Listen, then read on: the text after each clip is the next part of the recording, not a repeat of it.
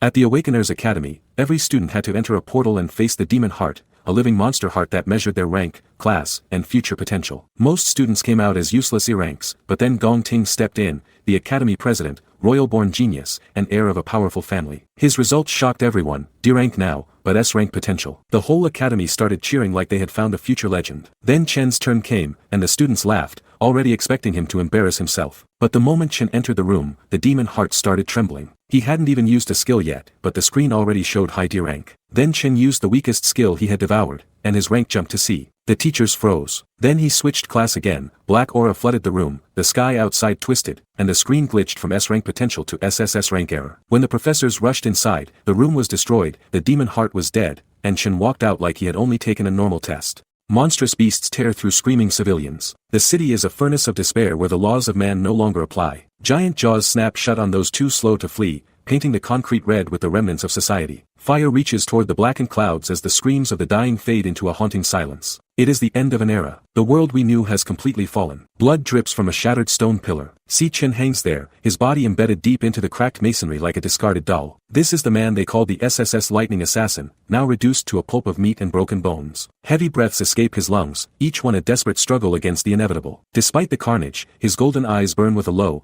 guttering flame of defiance. He clutches his infinity pendant, a symbol of a power that feels like a cruel joke in this moment of total defeat. Dark smoke chokes the orange sky. This nightmare traces back 7 years to the day the sky split open. Several demon kings suddenly descended, bringing with them a darkness that no light could pierce. Chief among them was the demon king Lanhua, a being of such overwhelming malice that human weapons became useless toys. They swiftly trampled the realm of man, turning our greatest achievements into piles of ash and bone. The social order dissolved in an instant as the apex predators arrived. A massive armored fist clenches tightly. Lanhua looms over the wreckage, his voice dripping with absolute contempt for the survivor. He sneers at the title of humanity's last hope, mocking the very concept of our survival. To him, the entire human race is nothing but pathetic, fragile trash waiting to be swept away. A violent red energy pulses within his claws, crackling with the hunger of a void. He raises his hand, the glow illuminating the face of his broken prey. There is no mercy in his eyes, only the command for the hero to become his food. Red energy petals swirl violently. The demon demands that the hero becomes his fuel, commanding him to surrender his very essence. Jagged golden sounds rip through the crimson air as the psychic pressure becomes an unbearable physical weight. A single word of refusal echoes through the crushing darkness. No. The hero rejects his fate even as his physical form begins to buckle under the weight of the monster's malice. It is a desperate,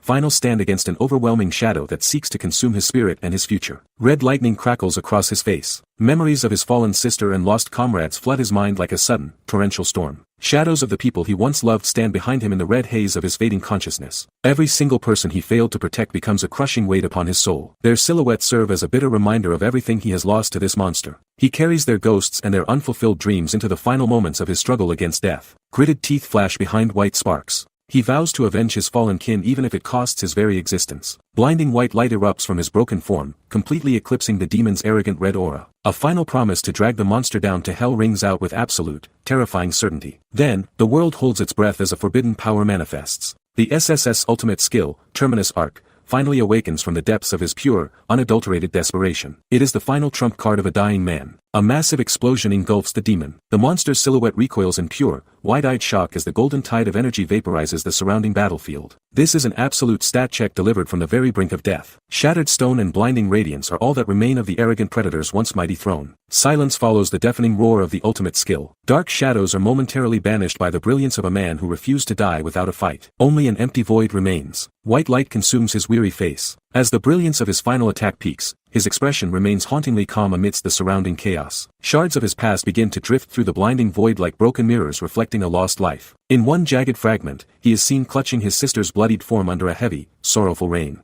Another shard reveals a faded family portrait of him with his mother and father, back when laughter was still possible. These are the precious anchors of his soul that he desperately failed to protect during the long war. He silently whispers a final, gut-wrenching goodbye to the parents who were taken from him far too soon. Blackness swallows the final floating shards. The screen turns into an oppressive void as the crushing weight of his ultimate defeat finally settles in. He laments his own pathetic lack of power, feeling the bitter, icy sting of a life spent being just a step behind his enemies. Suddenly, a distorted and incredibly arrogant voice cuts through the absolute silence of his passing. The unseen predator sneers at his effort, calling him a lowly, insignificant insect. It is a final, public insult intended to humiliate a fallen warrior who sacrificed his very existence for a single chance. The social hierarchy of this brutal world seeks to mock him even as his heart stops beating. Shards of golden metal drift apart. The MC ignores the villain's taunts, his fading mind fixated only on his greatest, most agonizing regret. He wishes with every fiber of his being that he had reached the demon lair much sooner. If he had only stopped the very first demon king, the cycle of death would have been broken before it ever truly began. The infinity pendant around his neck suddenly shatters with a violent, final snap. This once mighty symbol of his endless struggle is now nothing more than cosmic dust. As the last sparks of his mana die out, his consciousness dissolves into a cold, absolute abyss. The desperate battle for humanity reaches its grim and silent conclusion. A dim ceiling light flickers above. Haniol's eyes snap open as his vision slowly adjusts to the surroundings. He is no longer lying in the cold, wet mud of a ruined world. Instead, he feels the soft press of a pillow and the warmth of a quiet room. A bandage covers the bridge of his nose, and his breath is steady. Near the foot of the bed, a pair of clean sneakers sits on a polished floor. This piece is a shocking insult to the violence he just endured. Haniol sits up on the bed. His hands tremble while examining his unscarred, youthful skin. Uncertainty fills his mind as he wonders if he has truly died or if this is some cruel, final hallucination.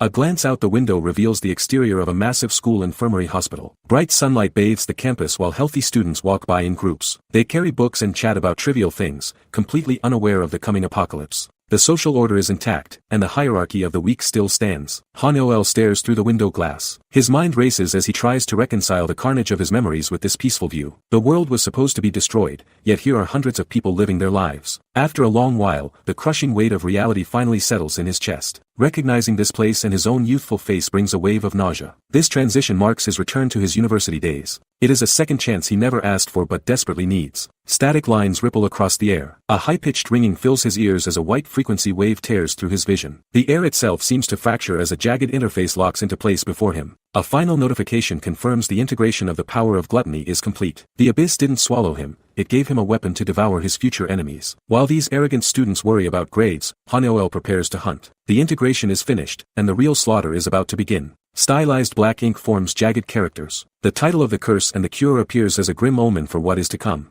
Haniol checks his phone with trembling fingers, seeing the date 2157 staring back at him. He is back 10 years before the final end of the world. This battered teenager with the bandage on his nose isn't the broken corpse he remembers. Looking in the glass, those glowing red eyes signify that the gluttony skill is already pulsing in his veins. This specific moment is 3 years before the first gate truly fractures the sky. White text cuts through absolute darkness. The year 2160 marks the descent of the first demon king, known to history as Wrath. In the original timeline, massive, pulsating tentacles choked the city skyline, drowning civilization in a pink neon hellfire. Shimmering red slits open within the shifting shadows as more kings follow the scent of human fear. This was the exact starting point when the human world transformed into a demonic slaughterhouse. Haniol recalls the sequence of the invasion with perfect, agonizing clarity. The social hierarchy of man didn't just collapse, it was devoured. Demon silhouettes loom over burning landscape. Total destruction rains down as the monstrous lords claim their new hunting grounds with blood. One beast hoists a limp, broken body like a trophy against the scorched orange sky. This apocalyptic carnage was the sole reason Haniol lost every single thing he ever held dear. His family, his future, and his very soul were ground into the dirt by these arrogant invaders. The visceral memory of the blood-soaked streets fuels a cold, calculating hunger for retribution. He is no longer a victim waiting for the inevitable end. A bruised hand clenches into fist. If the first king, Wrath, falls early, the gates of hell will remain locked tight.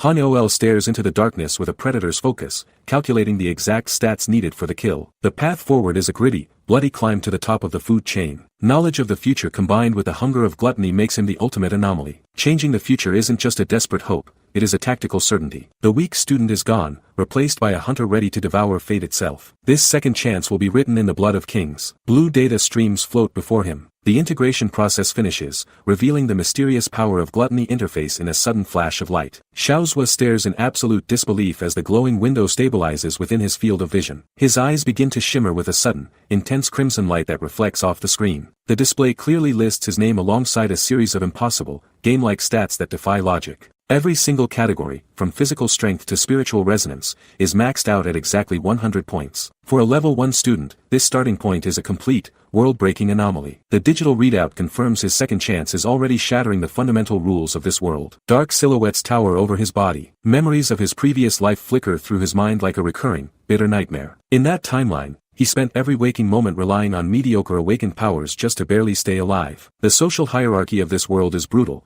favoring the rare few who successfully awakened their true potential. Xiaozuo once attended the prestigious National Awakener University, a sanctuary built solely for the world's future elite. However, he spent 4 miserable years rotting at the absolute bottom of the food chain. Arrogant students treated him like worthless trash, constantly leaving him broken and bloodied on the cold stone floor. He was nothing more than a pathetic stepping stone for those destined for actual glory. Golden electricity crackles around his hands. A sharp scowl forms as Xiaozuo recalls the bitter taste of waking up alone in the infirmary. That era of public humiliation and silent suffering officially ends today. He instantly recognizes the familiar, high-frequency hum of a lightning-type assassin dancing across his skin. This raw, violent energy shouldn't belong to a mere university student at this stage. A massive surge of refined power flows through his nervous system, feeling hotter than any dragon's fire. Xiaozuo realizes with a shock that the peak strength of his past life has been inherited along with his memories. The desperate underdog is finally gone, replaced by a lethal monster with a veteran hunter's soul. He clenches his fist tightly, ready to stat-check the entire hierarchy and burn their pride to ash. A glowing orange card displays stats. The devourer class manifests,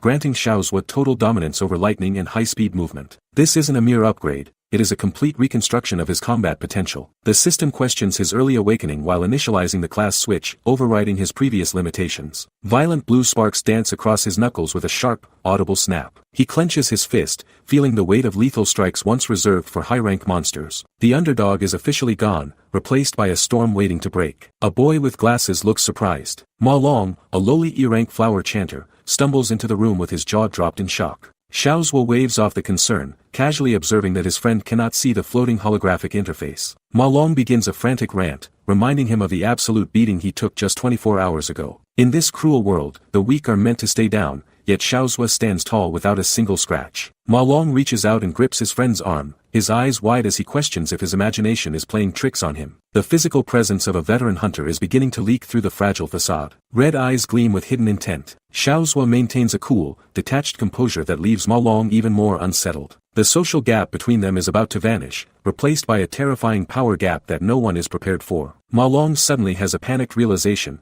shouting that the rank test is set for tomorrow morning. This evaluation determines their entire lives within the university's rigid social hierarchy. Even for those who haven't officially awakened, the graduation test is a brutal necessity for future survival. Ma Long shoves him toward the door, hurrying his friend toward a fate that will shock the entire student body. The stage is set for a massive public humiliation of the arrogant elites. The morning sun rises over the city. A new day begins at the university, where the air is thick with the anticipation of the graduation evaluation. Students across the sprawling campus are already busy demonstrating their awakened abilities. One girl manipulates a glowing orb of purple energy while athletes nearby play soccer with supernatural speed. Ma Long walks alongside his friend, his shoulders hunched with visible anxiety. He suggests they simply walk around the playground to avoid any unnecessary trouble. The fear of being outed as a low-rank failure weighs heavily on him. Dry leaves drift past the walking boys. While Ma Long worries about grades, the protagonist is haunted by a vision of total annihilation. He sees himself standing amidst the ruins of a shattered civilization, surrounded by falling embers. If he remains stagnant, that desperate future will inevitably return to claim everyone. He realizes he must take immediate action to increase his level as fast as possible. This isn't just about a school test anymore.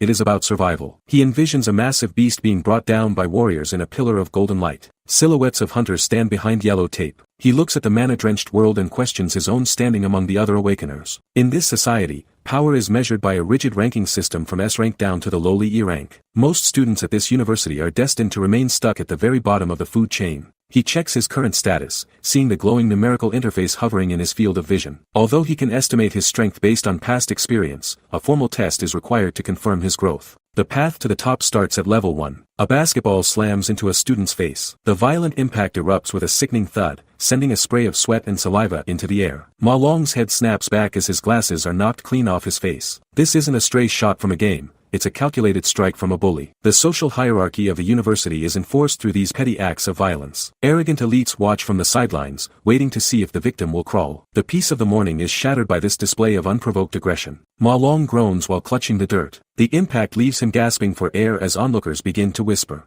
They recognize Si Chen and his friend as the university's favorite targets for abuse. Up on the concrete bleachers, a massive bully sits with legs crossed in casual arrogance. He mocks their supposed toughness to his laughing friends. The social hierarchy of the campus is on full display. Ma Long is treated as nothing more than a stepping stone for their morning entertainment. The muscular bully wears a condescending smirk. He demands to know why they didn't bring crates of drinks while he was playing ball earlier. Ma Long trembles, his posture hunched and his spirit completely shattered by the overwhelming pressure. He stammers out a pathetic, stuttering apology through gritted teeth. Desperate to avoid more physical pain, he promises to run and buy the supplies for them immediately. The power gap feels insurmountable for those trapped at the bottom. Si Chen stands tall with his fists clenched. He firmly tells Ma Long that the victims are never the ones at fault in this cruel scenario. The ones who truly owe an apology are the arrogant thugs lounging on the stairs above them. Hushed silence falls over the gathering crowd as the tension finally breaks. The bully doesn't even bother to stand up from his comfortable perch. He treats Si Chen's sudden defiance like a minor, amusing joke to be crushed under his heel. A jagged grin splits the bully's face. He laughs to his crew about how well these two can take a beating. It is a moment of peak public humiliation designed to break the MC's spirit. Suddenly,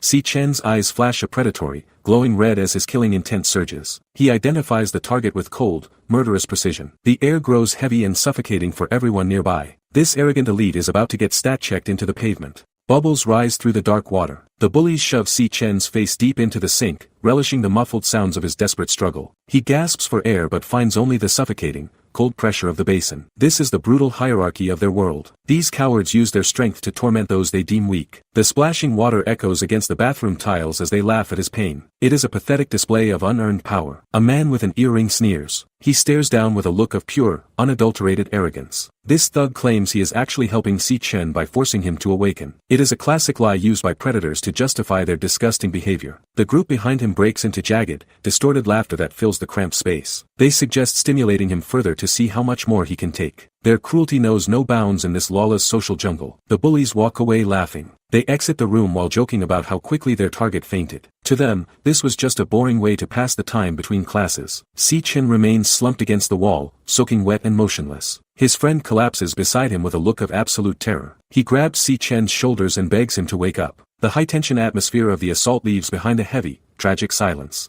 Wet clothes cling to Si Chen. He finally understands the grim, blood-soaked reality of his current existence. Pure malice does not only exist within the dark, jagged confines of a demon lair. It thrives openly in the hallways and the twisted hearts of the human world. These people are simply monsters wearing human skin, and they will never let their prey go. This realization fuels a cold, quiet rage that transcends any physical pain he has endured. Everything begins to blur and fade into a blinding, oppressive white light. A new, much darker path is finally forming beneath his feet today. A smug grin crosses Gong Cheng's face. This low-tier bully thrives on the fear of those beneath him. His victim, a frail student with glasses, stammers out a pathetic apology while trembling. The poor boy promises to fetch drinks immediately to avoid another beating. Silence is broken only by the sound of the victim's desperate scrambling. Han Shiwu stands with cold eyes. Instead of bowing his head, the protagonist delivers a line that shocks the entire courtyard. He declares that the bullies are the ones who should be apologizing. Gong Cheng's arrogant expression twists into a look of pure confusion. Nobody has ever dared to talk back to this tyrant like this. The tension in the air becomes thick enough to choke every bystander watching the confrontation. Green mana flares around the bully's arm. Gong Cheng is merely an E-rank flower warrior, but his ego is inflated by family ties. This coward hides behind the reputation of the student council president to torment the weak. Han Shiwu watches the glowing energy with absolute indifference. The social parasite believes his meager power makes him a king. Reality is about to hit him harder than a physical strike. Students gather to watch the slaughter. Rumors fly through the crowd as they expect a one-sided massacre. They label the duo as the most useless losers in the school. One is a weak awakener, and the other hasn't even awakened. Their whispers fuel the toxic atmosphere of the academy. Gong Cheng glares up with narrowed eyes. His face contorts into a mask of rage as he demands to know what was just said. Han Shiwu does not flinch or retreat an inch. The protagonist repeats his warning with a voice as sharp as a blade.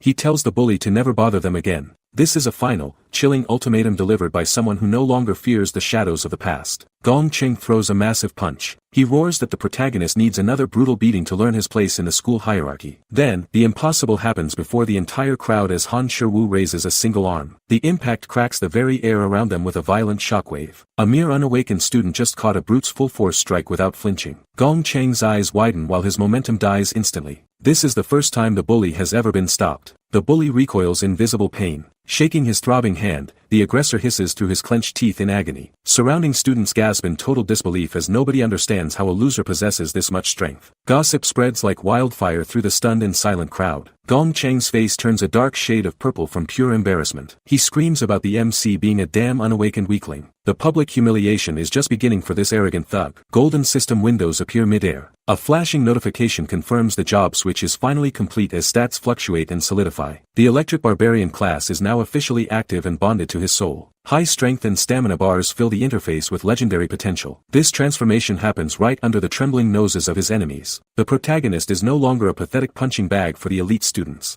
He has officially evolved into a terrifying combatant. Crackling yellow lightning surrounds his body. Onlookers shriek and demand to know when he finally awakened as arrogance turns into genuine terror. Violent sparks of electricity dance across Han Shiwu's uniform while the crowd watches in awe. Gong Cheng refuses to accept his shattered ego in front of everyone. The bully activates his indestructible demon armor in a desperate, animalistic frenzy. He screams that the MC has forgotten the true power of a rancor. This desperate move proves the former predator is now the prey. Yellow lightning arcs across the dark frame. Han Shiwu moves like a jagged blur of static, closing the distance in a single, impossible heartbeat. Gong Cheng's eyes barely have time to track the motion before a heavy, mana-infused fist connects directly with his abdomen. The impact is absolute and terrifying. A violent shockwave of pure, golden energy ripples through the air, sending the arrogant bully flying backward through the courtyard like a broken doll. The university's rigid social hierarchy just shattered with a single, thunderous strike that echoes against the school walls. Stunned faces fill the now silent crowd. The surrounding students are completely paralyzed by the impossible sight of a supposed weakling dominating an awakened rancor. Ma Long clutches his face in sheer disbelief, his jaw hanging open as his glasses slide down his nose. He tries to process his friend's sudden, lethal metamorphosis from a victim into a god of the battlefield. Whispers ripple through the groups of spectators as they question if this is truly the same Han Shiwu they once mocked. The air hums with the residual ozone of the explosion, signaling a permanent end to the academy's old status quo. Gong Cheng grovels in the dry dirt. He coughs out a bitter, blood-flecked curse, his fragile ego wounded far worse than his physical form. The bully trembles while demanding to know how a lowly insect delivered such a crushing blow to a member of the elite. He glares upward with narrowed eyes, but his bravado instantly falters when he meets Han Shiwu's terrifying gaze. The protagonist stands perfectly tall, his eyes glowing with a predatory, golden fire that promises nothing but more agony. This is the moment the predator realizes he is trapped in a cage with a monster he cannot hope to defeat. A heavy arm lunges through the air. Gong Cheng lunges forward with a frantic, uncoordinated swing,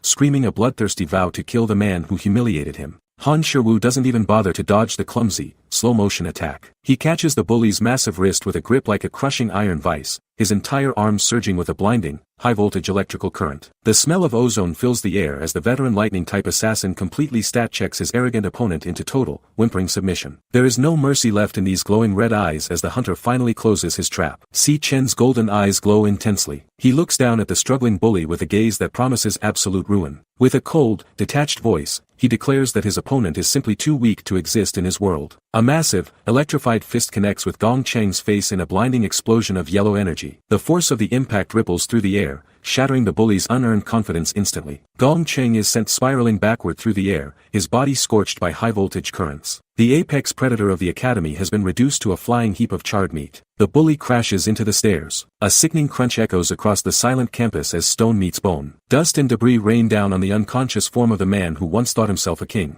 Students stand frozen in the courtyard, their murmurs replaced by a heavy, suffocating shock. The social hierarchy they relied on just moments ago has been violently dismantled by a single strike. Si Chen stands amidst the fading sparks, looking completely bored by the easy victory. The era of public humiliation for the weak is officially over. Ma Long stares with wide eyes. Sweat beads on his forehead as he watches his friend stand tall over the wreckage. His glasses nearly slide off his face while he struggles to process the impossible scene. He mutters Si Chen's name, wondering when the frail boy he knew transformed into this terrifying monster. The power gap between them has become a vast, unbridgeable canyon in the blink of an eye. This isn't just luck or a fluke, it's a total evolution of a human soul. Blue data screens float in air. Si Chen observes his glowing status window, noting the perfect 100-point stats in every single category. He realizes his ability to access the SSS electric assassin state has remained fully intact from his previous life. This level of power places him leagues above the pathetic E-rankers attending this university. However, a frown touches his lips as he gazes at the defeated bully slumped in the distance. Despite the landslide victory, his numerical level remains stubbornly frozen at 1.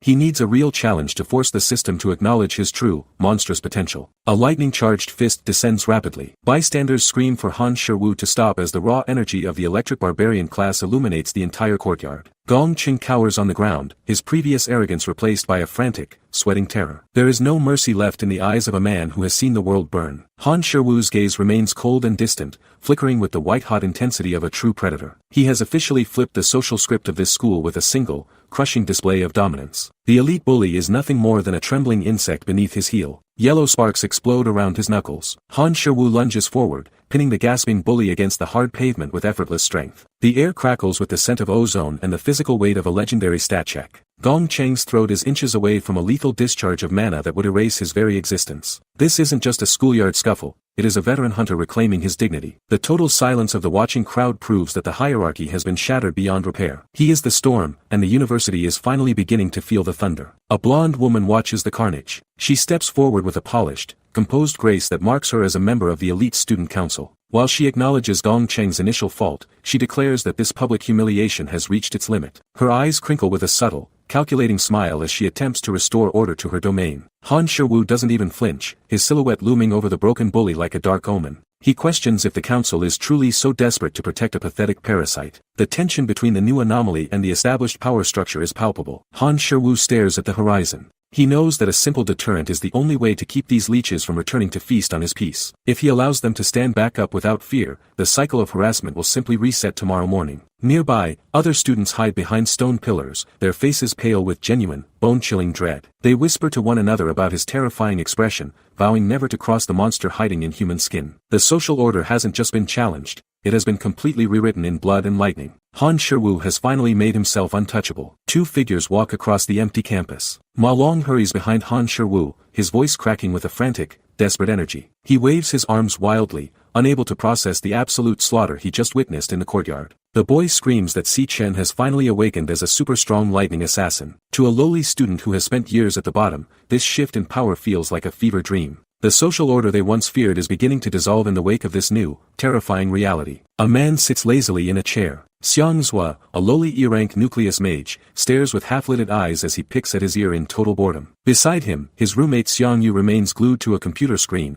his fingers dancing across the mechanical keyboard. As an E-rank flower chanter, he represents the absolute floor of the university's combat potential. They listen to Ma Long's hysterical reporting with a heavy sense of cynical dismissal. To these stagnant bottom feeders, the idea of a sudden power-up is nothing more than a pathetic delusion born from a beating. Light spills over the cramped dormitory floor. Xiang Zhua stands up to tower over his roommates, his voice dripping with an unearned and arrogant authority. He reminds the group that the law of awakening is absolute and unchangeable for every human alive. In his twisted logic, being the fourth worst student still makes him the undisputed leader of this specific room. He mocks the others as mere support chanters while he prepares for the final rank test tomorrow morning. This evaluation is the only thing that matters in their rigid, power-obsessed society. Jagged white characters appear on black. The title of his hidden power, the Glutton, serves as a cold and blood-soaked promise to the world. A massive pillar of swirling orange fire suddenly tears through the fabric of reality. This is the entrance to the E-rank training demon lair, a sanctioned zone for the upcoming graduation evaluation. Two silent guards stand watch before the roaring rift of concentrated mana. While his roommates dream of minor promotions,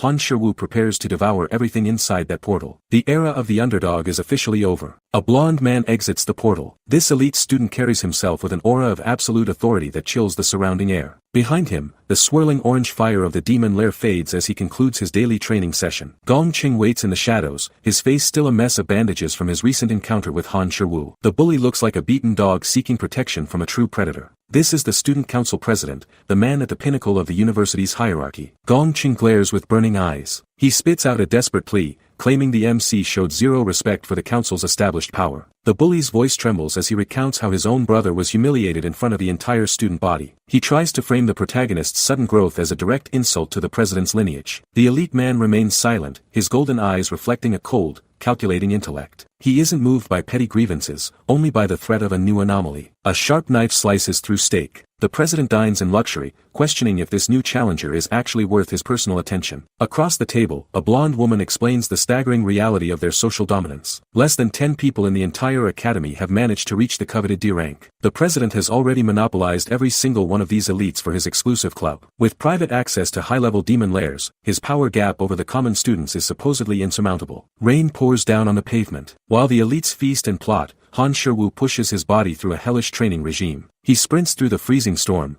carrying a massive 100-kilogram weight strapped to his back. A 20-kilometer run is merely the baseline for his desperate evolution. Every heavy footfall shatters the silence of the empty streets. The social hierarchy believes no one can catch up to the president's pace, but they are wrong. Han Shiwu isn't just training to graduate, he is training to devour the very world they think they own. Heavy weights thud against the pavement. Han Shiwu pushes his body to the absolute breaking point under the pouring rain. He knows that an awakener's upper limit is directly tethered to their raw physical strength. Without a vessel of steel, his extreme class powers will simply shatter him. Sudden flashes of pink neon hellfire illuminate his memories of the coming apocalypse. In the year 2160, the demon king known as Wrath will descend to turn the world into a slaughterhouse. Two silhouettes stand against the ruin. The memory of his only relative, his sister, remains a jagged wound in his soul. In the original timeline, the social hierarchy didn't just collapse, it took everything he loved. Han Shiwu cradles her bloodied, lifeless form as the cold rain washes away his tears. She died at the hands of the monster that mocked humanity's survival. This visceral grief is the fuel that drives his current, desperate evolution. Glowing red eyes burn through darkness. 7 demon kings are destined to breach the veil and feast upon the human realm. Han Shiwu narrows his gaze, his mind already calculating the tactical path to victory. His primary objective for the first stage is simple yet terrifying. He must kill Wrath. There are exactly 3 years left until the first disaster fractures the sky. He must be ready to stat-check the nightmare before it begins. A phone vibrates on the railing. The screen lights up the dark, wet metal with a sudden, flickering glow. Han Shiwu stares at the name Si Yun, feeling a shock of pure, unadulterated relief. This is the sister he failed to protect, now calling him from a time when she is still alive. He answers with trembling fingers, hearing her cheerful, confused voice through the speaker. The weight of his mission feels heavier than any training gear. Rain falls on a lonely figure. Si Yun's voice chirps through the phone, full of a hope that Han Shiwu remembers losing in the most brutal way possible. She talks about winning prizes and fixing their debt, unaware that her brother just returned from the end of the world. In the original timeline, he begged the heavens for a reset, willing to pay any price to see this peace again. Even if he must sacrifice his soul to the abyss, he will not let the coming slaughter touch her. The social struggle of poverty is nothing compared to the demonic rot he faced. Cold water drips from his hair. Han Shiwu stands motionless as Si Yun scolds him for being silent, confused by his sudden intensity. To her, they spoke just days ago, but to him, centuries of war have passed since he last heard her laugh. His red eyes burn with a lethal focus that no ordinary student should possess. He is a ghost haunting his own past, carrying the weight of 1,000 fallen comrades. This second chance is a heavy burden he carries through the downpour. Boots splash through heavy puddles. Han Shiwu pushes his youthful body to the limit, demanding 3 more laps despite the freezing rain. His current physical stats are a joke compared to his peak SSS-Rank days, but his mental fortitude remains unbroken. He runs not for a school grade, but to rebuild the foundation of a god-killer. Every step is a vow to protect the life he once lost. The path to power begins with this grueling, mundane grind. Sunlight filters into the quiet dorm. 8 hours have passed since his consciousness merged with his younger self, and the reality is finally sinking in. Ma Long snores nearby, completely oblivious to the predator living in the bunk above him. In the shower, Han Shiwu examines a body that lacks the scars of 100 battles. While this form is currently weak, the potential for growth is limitless. He is ready to devour this era and everyone standing in his way. Han Shiwu sits in the dark. He calculates the most critical obstacle to his growth, access to the hunt. In this era, powerful guilds monopolize the demon lairs, turning leveling up into a luxury reserved solely for the wealthy elite. Most ordinary people are locked out of the social hierarchy of power before they even begin their journey. Han Shiwu leans back against his pillow, his red eyes staring blankly at the ceiling. He needs to find a way to make contact with monsters without alerting the authorities. His survival depends entirely on breaking the established rules of the gatekeepers. Darkness surrounds a single glowing text box. The question of how to bypass the guild monopoly hangs in the air like a heavy, suffocating mist. Suddenly, the silence of the night is shattered by a high-pitched digital chime. A crimson loading bar flickers into existence, cutting through the void with the word system booting flashing rhythmically. This isn't a standard awakening protocol used by the masses or the academy. The power of gluttony is initializing a hidden sequence that defies the current logic of this world. A new, much darker reality is loading for the protagonist. Han Shiwu falls through a blinding pink abyss. The word finished appears at the base of his vision as the system integration reaches its peak. He is no longer lying in his dormitory bed but is instead tumbling through a fractured dimension of raw, pulsating energy. Kinetic lines scream past his face while he struggles to maintain focus amidst the sudden physical transition. This isn't just a vivid dream, it is a total displacement of his consciousness. The system has completed its first major recalibration of his existence, dragging him into the unknown. A jagged, blood-red wasteland stretches toward the horizon. Han Shiwu stands in the center of a nightmare landscape characterized by twisted spires and a sky the color of dried gore. He exhales sharply, his mind racing to reconcile his quiet room with this sudden, violent transition. While he questions if his body is still technically sleeping, the oppressive heat of this realm feels entirely too real. Meanwhile, back in the brightly lit hallway, a confused Ma Long scratches his head. He assumes Han Shiwu simply went for an early morning run to clear his head. Little does he know, his friend has just entered a domain that shouldn't exist. This secret hunting ground is the ultimate exploit for a hunter ready to break the world. Han Shiwu leaps into the dark void. He descends into a realm where the sky is stained a deep, bruised purple that feels suffocating. A massive stone pillar stands lonely against the horizon like a tombstone for a dead world. It is etched with ancient, jagged carvings that pulse with a faint, ominous light. This is not the university hallway anymore. The social hierarchy of the modern world has been replaced by a primal, silent landscape where only strength matters. A lone figure stands on red soil. Han Shiwu stares at the horizon in absolute,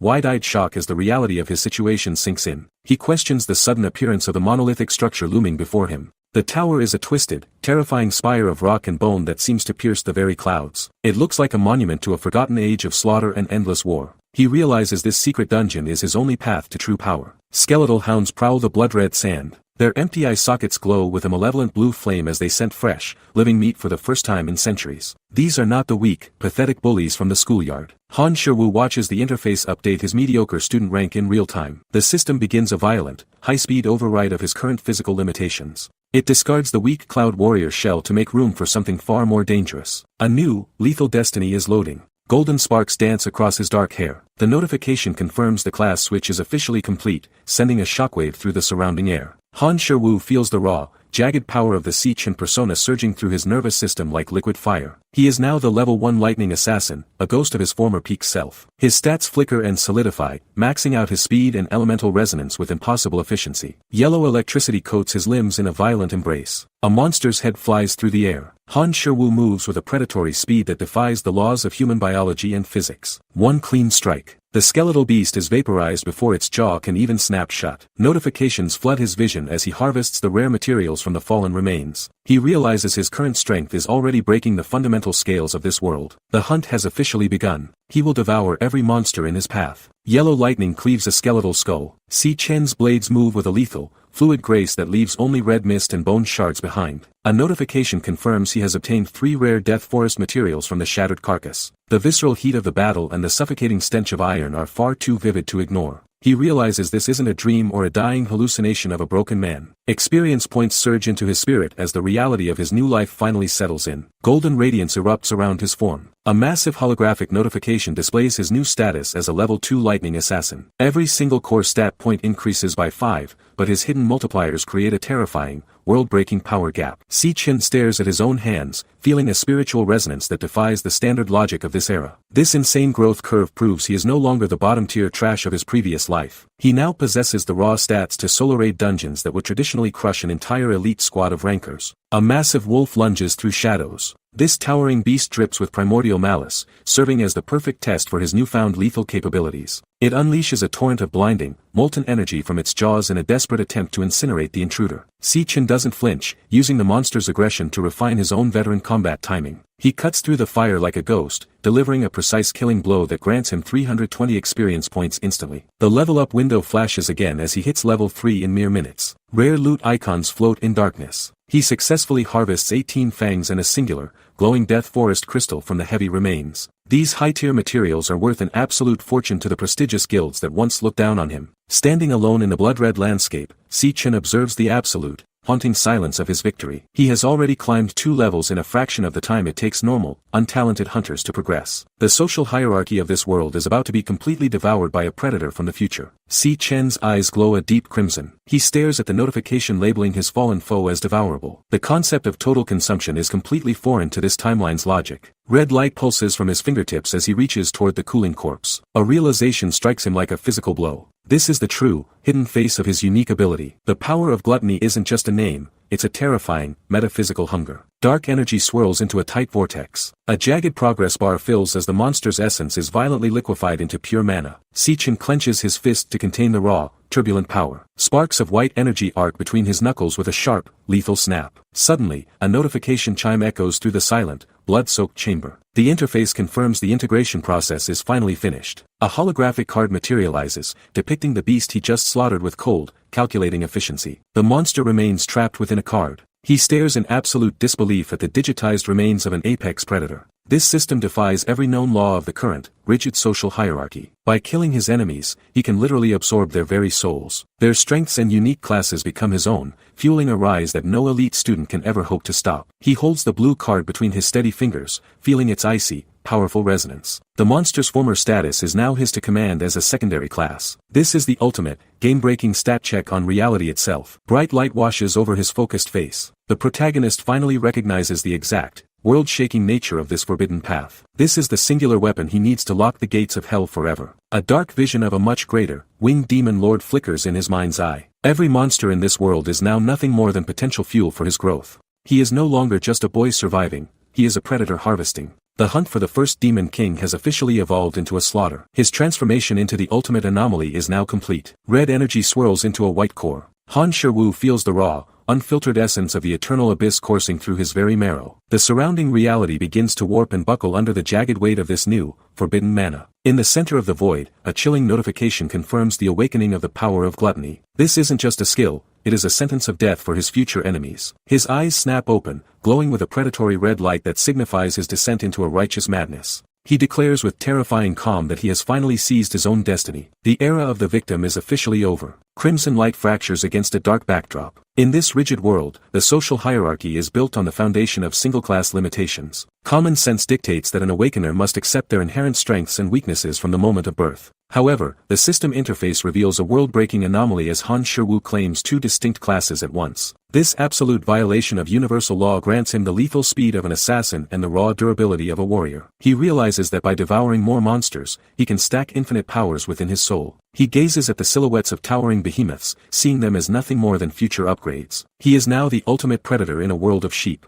Han Shiwu wears a grim expression. He stares into the distance, silently pondering the heavy cost of obtaining such a primordial and singular authority. This power doesn't just grant him strength, it demands a constant, gnawing hunger for the blood of those who once mocked him. A massive, jagged tower of flesh and bone rises from the crimson horizon, pulsing with a heartbeat of pure malice. This is the doorstep of his first true test as a regressor. Suddenly, the screen shatters as a blinding white explosion engulfs his entire form. Shards of light spray across the darkness as his presence begins to rewrite the local mana field. The hunt has begun, and the heavens themselves are starting to tremble. Han Shiwu looks completely stunned. A chilling, distorted voice echoes through the dark chamber, claiming they have been waiting for him for a long time. High atop a staircase of jagged stone, a massive silhouette looms over the landscape like a god of death. This hooded figure carries a sword so gargantuan it defies the laws of physics. The social hierarchy of this secret lair is established instantly. The MC is nothing more than a trespasser in a king's domain. Glowing blue eyes pierce the shadows. The entity is a nightmare of bandages and spiked armor,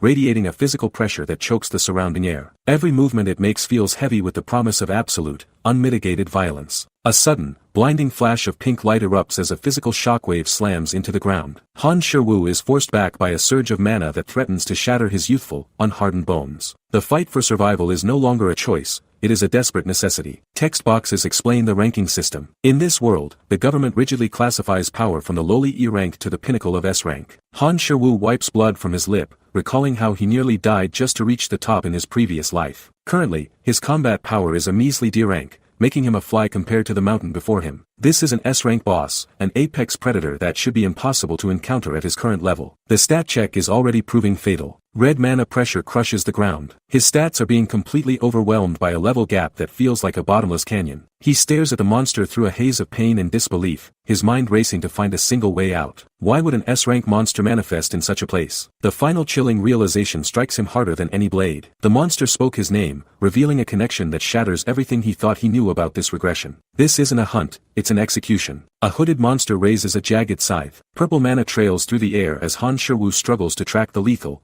high-speed arcs. They have already exchanged dozens of blows in this blood-red void. Despite the monster's overwhelming stats, every strike intentionally avoids his vitals. The creature is effortlessly knocking him down over and over again. It is a cruel game of cat and mouse where the predator refuses to finish the kill. The social hierarchy of this nightmare realm is clear. Han Shiwu is currently being toyed with like a broken toy. A glowing blue eye stares through shadows. The monster sneers with a raspy voice, asking if the hero is still struggling against the inevitable. Han Shiwu wipes fresh blood from his lip, his breathing heavy and ragged against the silence. He realizes this isn't a test of strength, but a demand for absolute submission. The creature wants him to kneel and discard his human pride for a chance to live. Even bloodied and bruised, the MC refuses to become a pathetic puppet for this demonic entity. His internal monologue confirms the monster's true, disgusting intent. The massive demonic tower pulses with light. The monster offers a rare opportunity for him to stay and guard this spire of bone forever. It promises power in exchange for eternal servitude within the hellscape. Han Shiwu's red eyes suddenly burn with a violent,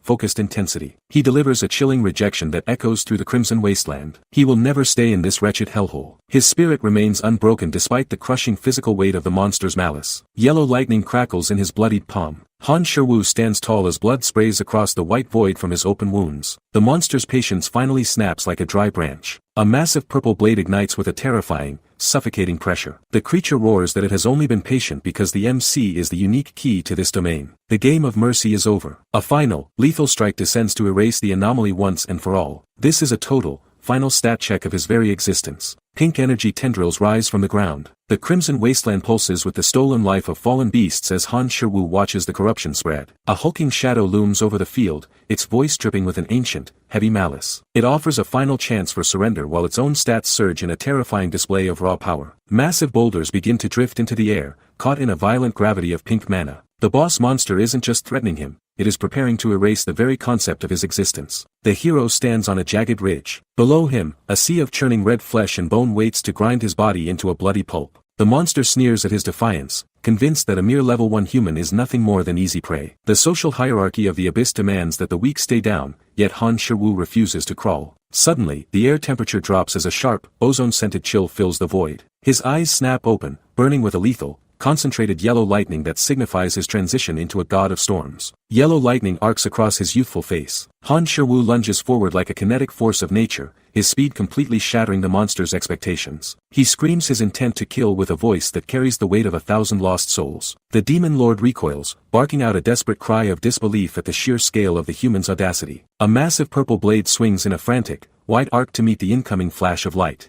The collision of these two forces creates a blinding, jagged fracture in the dark sky. A hand clenches a glowing yellow blade. Golden sparks bite into the purple void as the protagonist's strike connects with the force of a falling star. He shreds through the monster's arrogant defenses with the lethal precision of the Sichin persona. This is a final, brutal stat check against the hierarchy of hell itself. The demon raises its cursed sword, but the speed gap is already unbridgeable for the creature. Silence descends as the storm finally breaks across the wasteland. The era of the demon kings is beginning to bleed. Si Chen's golden eyes glow with intensity. He stares down the hulking beast, calculating its heavy movements with the cold, detached precision of a veteran hunter. Every single swing from the creature carries a predictable 0.4-second wind-up that no ordinary student at the academy would ever notice. This split-second window is a fatal flaw in the social hierarchy of monsters that he is ready to exploit. He meticulously watches the angle of the bandaged wrist, tracking the coming trajectory before the blow even lands in the red dirt. With a sudden, jagged burst of speed, he predicts the path and effortlessly dodges the glowing purple blade. The predator's arrogance is finally meeting a wall of superior combat experience. Yellow lightning sparks across the darkness. Sichin identifies the monster's secondary weakness, a punishing 0.2-second recovery lag following every heavy strike it attempts. This brief pause is the perfect opening for a total, soul-shattering stat check against the arrogant demon. He manifests his signature skill, Lightning Blade, condensing raw,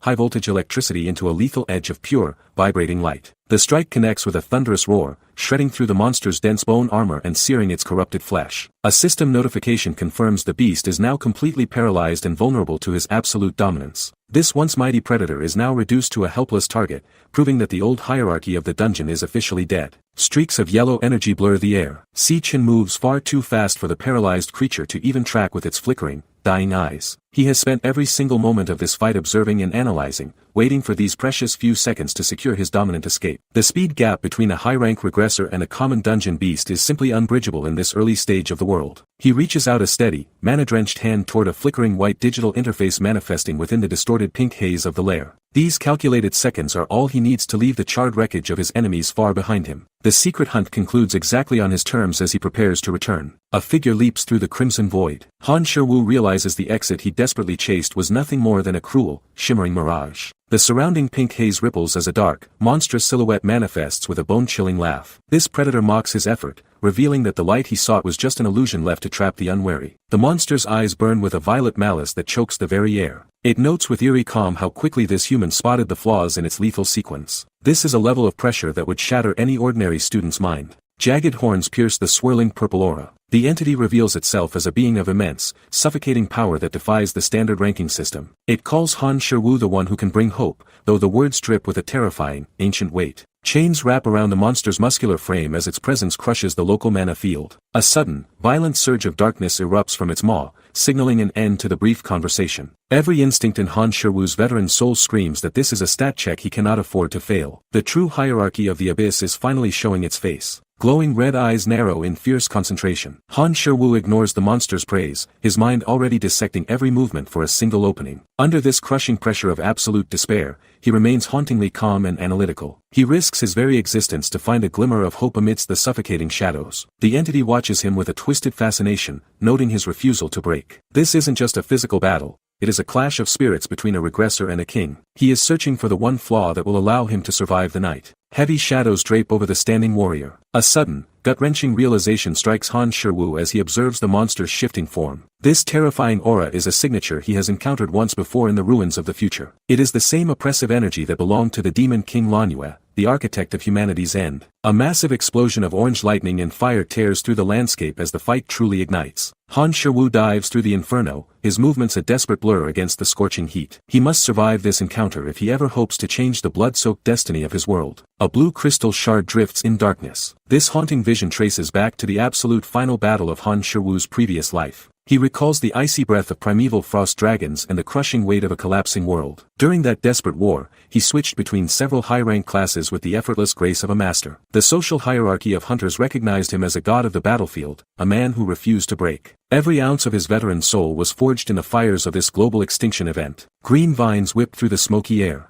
Han Shiwu leaps through a chaotic forest of thorns, his movements a blur of lethal calculation. He battles against the overwhelming tide of the demonic swarm, refusing to surrender to the inevitable. Suddenly, a massive golden explosion erupts with the force of a dying star. This was his peak stat check against the void, a final display of unadulterated power that briefly pushed back the darkness. Even as society crumbled around him, his spirit burned with a white-hot defiance. Yellow electricity pulses along a bandaged arm. The SSS lightning assassin lunges forward, his eyes burning with the weight of 1,000 fallen comrades. This was the pinnacle of his past glory, a moment where he stood as humanity's singular deterrent. But the memory suddenly fractures into a chilling, purple-tinted haze of regret. A single, glowing golden eye stares back from the crushing shadows of his subconscious. The veteran warrior realizes that the architect of his demise was watching his every move with a cruel, hungry amusement. A demonic knight stands in purple flames. This armored monstrosity radiates an aura of malice that makes the previous monsters look like harmless toys. Han Shiwu stares in absolute horror as the realization finally clicks into place. The demon king Lanhua bore this exact, terrifying appearance during the final slaughter of the human race. A chilling question appears against the absolute blackness of his mind. He wonders if his entire life was merely fuel meant to be devoured by Lanhua's power of gluttony. The hunt has just become personal. Han Shiwu looks toward the horizon. His mind reels from the sudden realization that this desolate,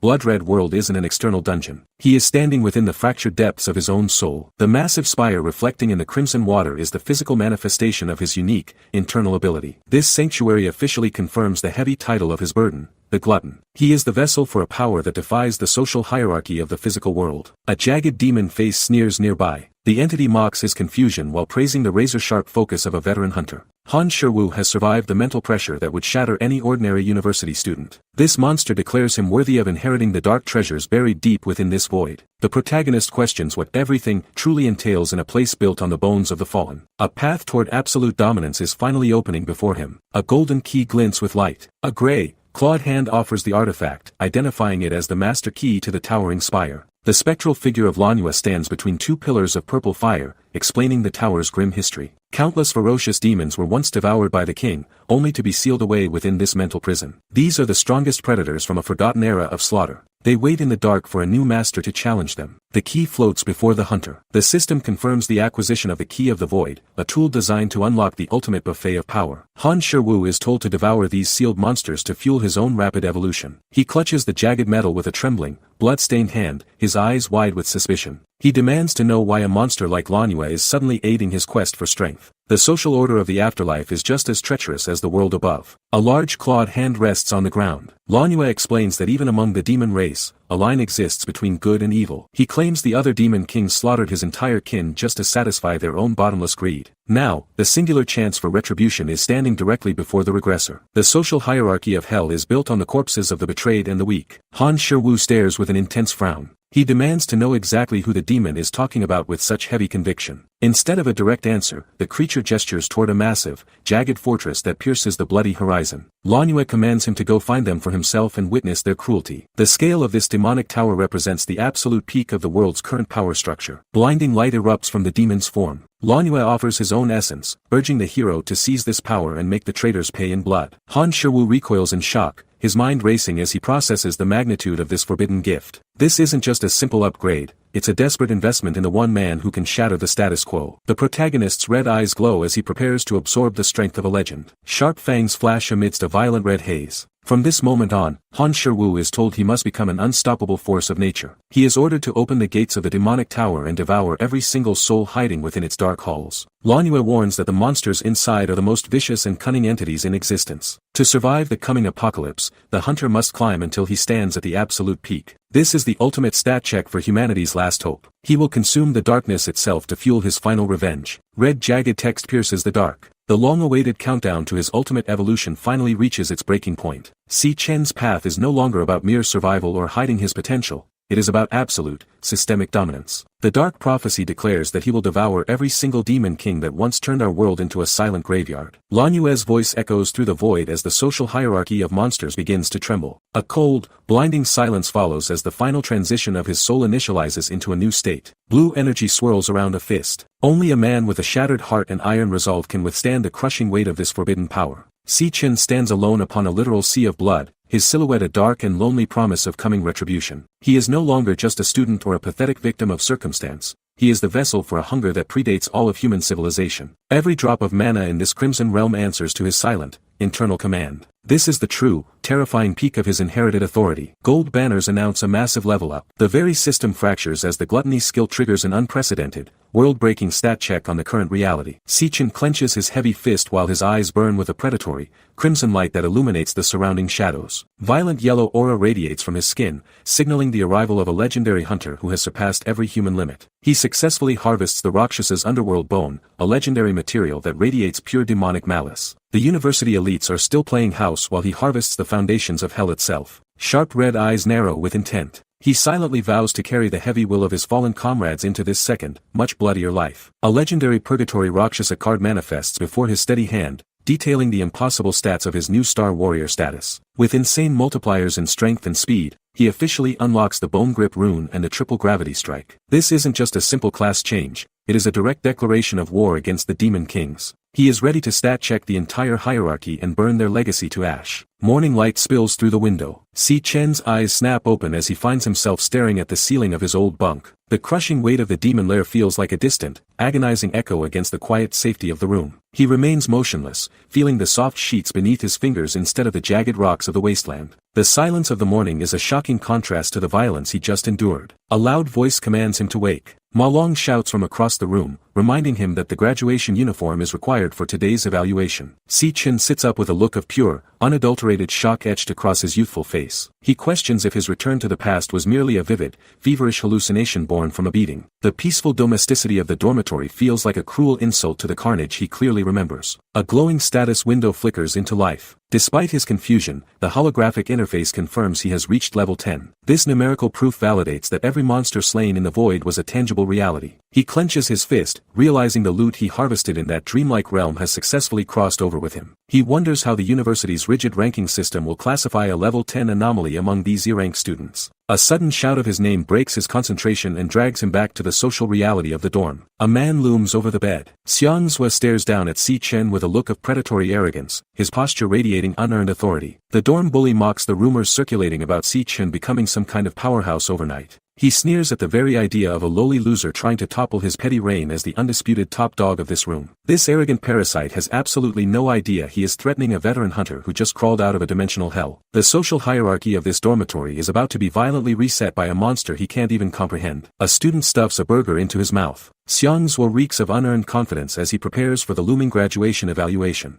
He loudly mocks his roommates, labeling them as pathetic low-tier trash while bragging about his own mid-tier standing. To this petty bully, the rank gap is an insurmountable wall that justifies his daily arrogance. He even dreams of a massive promotion, completely blind to the monster living in the bunk above him. The social hierarchy of the weak is built on these tiny, meaningless differences. Ma Long adjusts his glasses while whispering. He urges Si Chen to unleash his full potential and aim for the coveted D rank to shut the bullies up. For a normal student, jumping a whole rank is a pipe dream, but Ma Long senses something has changed. Si Chen remains hauntingly calm, his gaze reflecting a cold and detached focus. He repeats the rank name with a hint of subtle, lethal irony. To a man who once faced demon kings, this school test is nothing more than child's play. Sunlight bathes the massive university stadium. Thousands of students gather early, the air thick with nervous energy and desperate ambition. A giant digital screen announces the start of the official rank test ceremony, the event that dictates their future. This is the ultimate stage where the elite are separated from the commoners once and for all. While the crowd chatters about grades, Si Chen walks through the chaos like a silent, approaching storm. The social order is about to face a permanent, violent shock. 3 bullies shove a student against the wall. Gong Cheng's lackeys continue their petty reign of terror, barking insults at anyone they deem a loser. However, the atmosphere shifts instantly as Si Chen walks past the group with a steady stride. One thug freezes mid-sentence, cold sweat dripping down his face as he feels an overwhelming, sharp killing intent. He recognizes the man who pulverized their leader with a single strike. Si Chen doesn't even look back, his predatory aura leaving the arrogant thugs paralyzed and completely stat-checked. Shocked students stare with wide eyes. The university courtyard erupts in a sudden,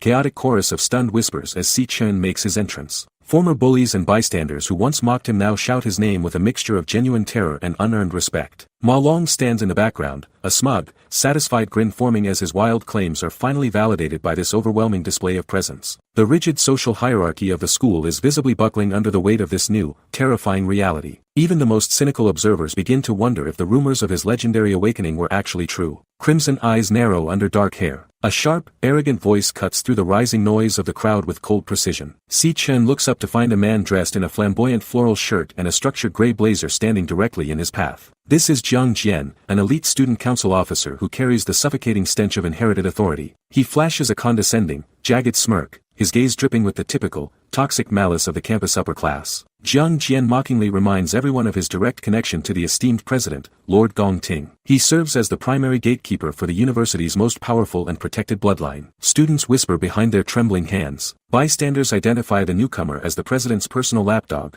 a lethal D-rank powerhouse known for his cruelty. The very air becomes heavy and suffocating as Jiang Jian leans in close, invading Si Chen's personal space with clear predatory intent. He boasts that his refined senses can detect the scent of a true powerhouse from a mile away. A disgusting, insulting grin splits his face as he prepares to deliver a final, public verdict. He leans into Si Chen's ear and spits out the word bottom feeder with absolute, unearned contempt. This is a massive stat check from a man who doesn't realize he is standing in the shadow of a kingslayer. The era of the elite's dominance is about to be burned to the ground.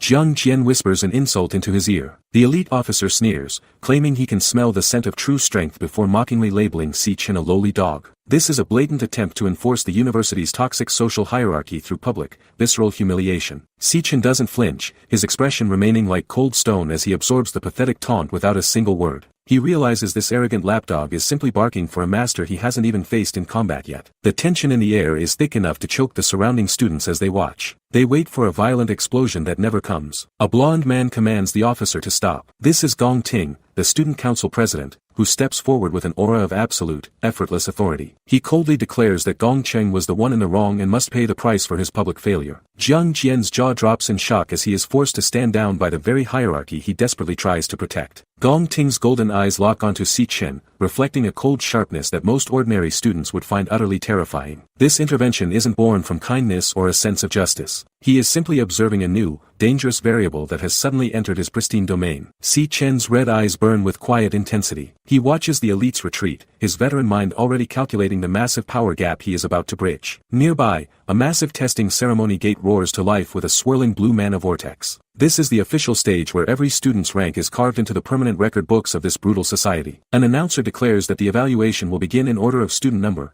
marking the end of the morning's piece. Gong Ting glances back one final time, feeling deeply unsettled by a presence that no longer feels human. The era of the elite's unearned dominance is finally reaching a bloody, public conclusion. A blonde woman watches from above. She stands silently in the observation deck, overlooking the thousands of students gathered for the ranking ceremony. An official nearby asks if she has finally discovered a student worth paying attention to. She simply wears a knowing, subtle smile, suggesting that this particular test might be quite interesting. A jagged crimson logo of the glutton class flashes, signaling the darkness hidden within the crowd. The social hierarchy of the elite remains blissfully unaware of the predator in their midst. 1 hour passes in the stadium. The evaluation clock ticks forward until the announcer calls for the next grade tester to step onto the stage. Xiang Zhua, the arrogant roommate, marches toward the mana conduit with sweat beading on his forehead. His friends erupt in cheers, urging their brother to secure a dominant rank for their dorm. Xiang Zhua grits his teeth, demanding to see the true extent of his dormant strength. He is desperate to prove he is more than just a common E-rank bottom feeder in this world. A glowing blue orb sits encased. The testing pillar pulses with a cold, artificial light that illuminates the dark hall. Thick power cables are tethered to the core, looking like the tangled web of a mechanical spider. A rhythmic, heavy thumping sound begins to resonate through the floor, matching the frantic pulse of the nervous student. This machine is the ultimate judge of one's worth in this mana-driven society. It prepares to perform a total stat check on the ambitious boy standing before it. Xiang Zhua screams as power surges. He pours every ounce of his mediocre mana into the sensor, his face contorting in a mask of pure agony. The blue core suddenly ignites into a violent, orange-red inferno that threatens to overwhelm the containment field. A high-pitched, sharp buzzing sound cuts through the air as the apparatus reaches its limit. Xiang Zhua's effort is a frantic grab for social status, but the machine's violent reaction suggests he is pushing beyond his capacity. The stadium holds its breath as the results begin to manifest. The measurement device buzzes loudly. Static energy hums through the room as the machine translates raw mana into digital data. The screen finally stabilizes, revealing Xiang Zhua's official rank as an E-grade mid-tier. While the bully preens over his mediocre result, the examiners whisper about hidden metrics. The social hierarchy of the school is about to get a much deeper evaluation as the true data begins to manifest on the glowing display. Ma Long cheers with total excitement. He shouts that the true main event is finally beginning,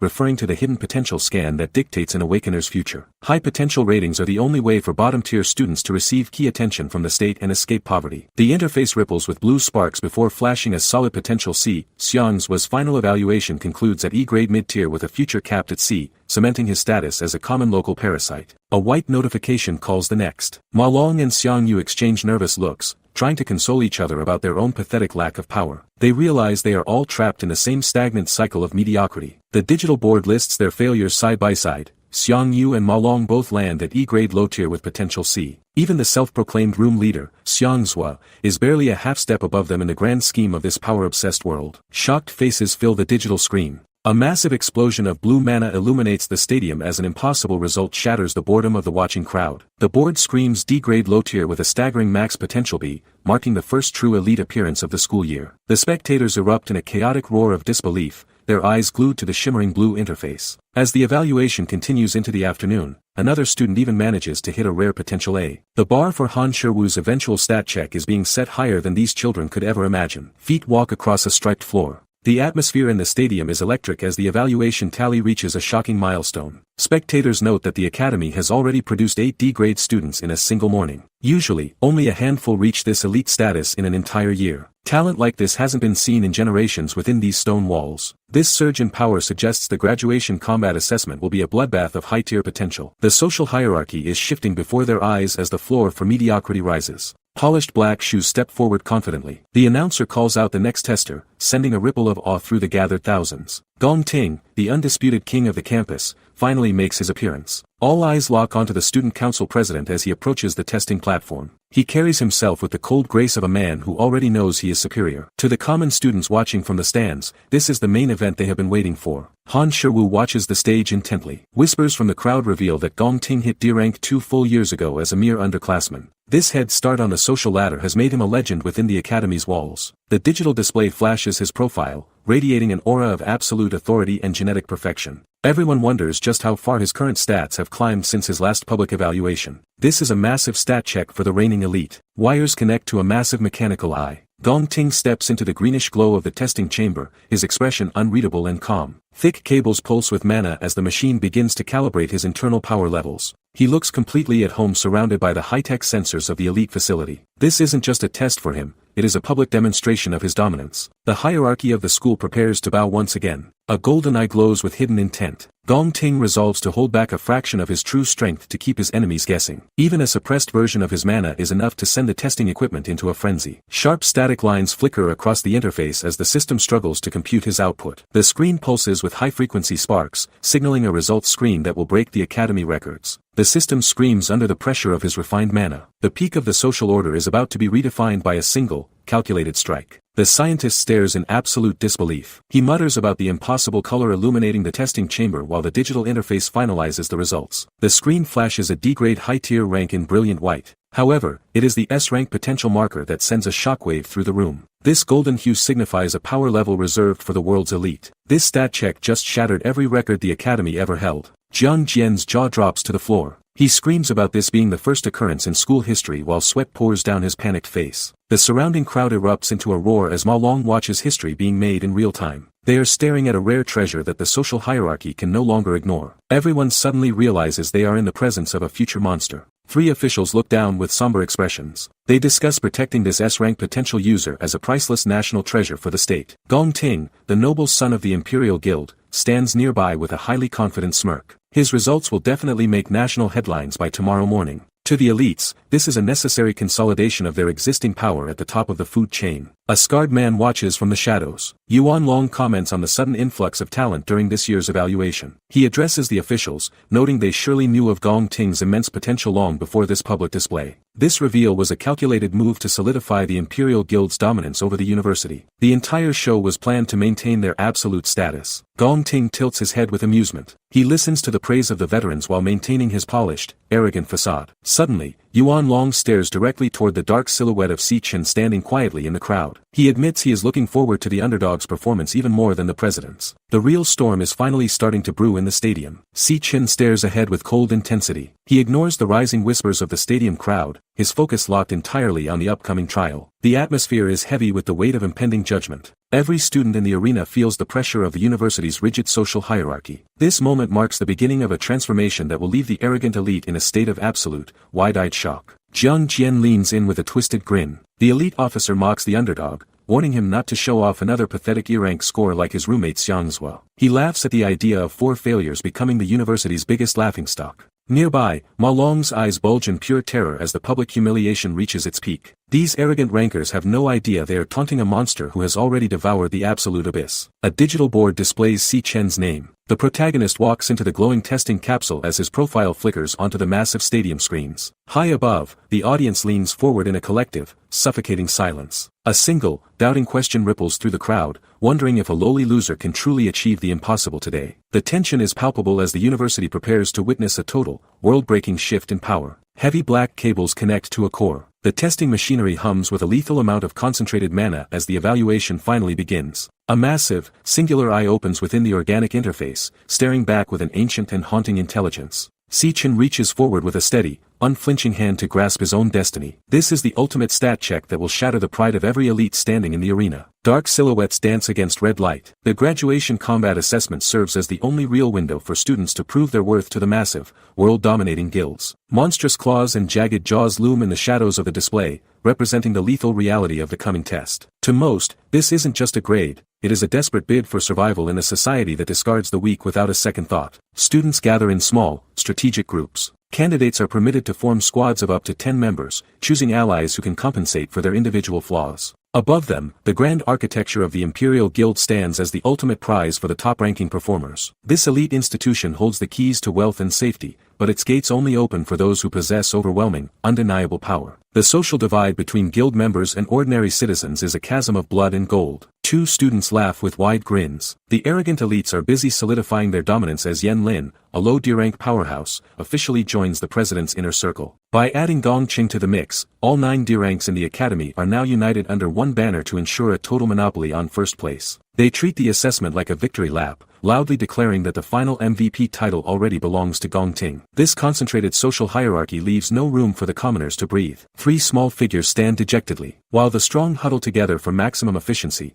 the weak are cast out and eliminated by the eternal law of survival. Ma Long adjusts his glasses with trembling fingers, sweating as he questions how long Si Chen has been trapped inside the testing chamber. Nearby, arrogant students turn their backs on the arena, mocking Si Chen's pathetic performance before they head back to the dorms. They assume his lack of movement means the machine can't even register a rank for such a loser. Little do they know, the silence is merely the calm before the storm. Jiang Jian delivers a cold command. He sneers at the lower-ranked students, ordering his team to assemble as if the result of the test is already a foregone conclusion. Suddenly, a sharp, electronic buzzing tears through the stadium air. The massive digital leaderboard begins to distort with orange static as the data processing peaks. A glowing white letter D flickers onto the screen, signifying a rank that shouldn't be possible for a supposed failure. The social hierarchy of the academy feels a sudden, sharp tremor. Stunned faces fill the silent courtyard. Ma Long and the other students stare at the screen with their jaws practically hitting the floor in total disbelief. A D-rank result for the school's most famous loser is a complete, world-shaking anomaly. Ma Long suddenly erupts into a frantic, joyful scream, pointing at the board while laughing at the shocked elites.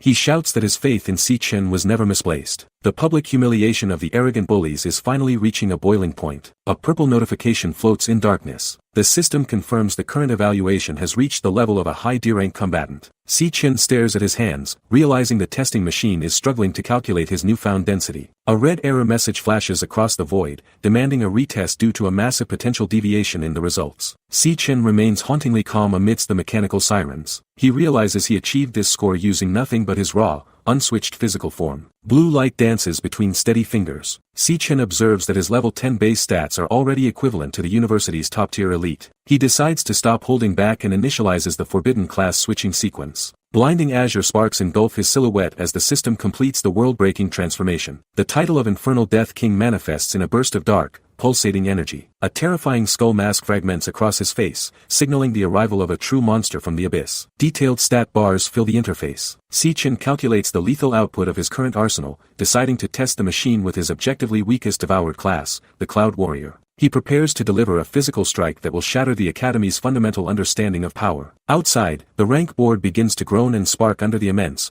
crushing pressure radiating from the chamber. The D-rank icon fractures into a mess of digital noise as the machine undergoes a fatal, total stat check. The social hierarchy is being ground into dust. A blue screen displays mid-C rank. The entire stadium erupts into absolute, deafening chaos as the impossible result flickers before them. Students clutch their heads in disbelief, screaming that Si Chen's rank must be a massive system error. Jiang Jian stares at the board with a trembling jaw, his previous arrogance vanishing in a single heartbeat. This supposed unawakened loser just bypassed the entire D-rank elite in one strike. The social hierarchy of the academy is being pulverized by a result that defies every known law of human progression. Purple text boxes flash against blackness. Deep within the core of the testing machine, the system detects a violent, surging instability in the demon heart. A massive, sweat-drenched eyeball pulses with a terrifying, rhythmic thrumming that echoes through the chamber. Si Chen realizes the C-rank evaluation is only gauging a tiny fraction of his current potential. If his basic warrior form hits this high, his other 2 lethal souls are surely off the charts. He is a walking stat check waiting to explode the entire facility. Pink energy surges through a loading bar. The interface flickers violently as the class switch officially completes its final, soul-binding integration. Si Chen undergoes a horrifying,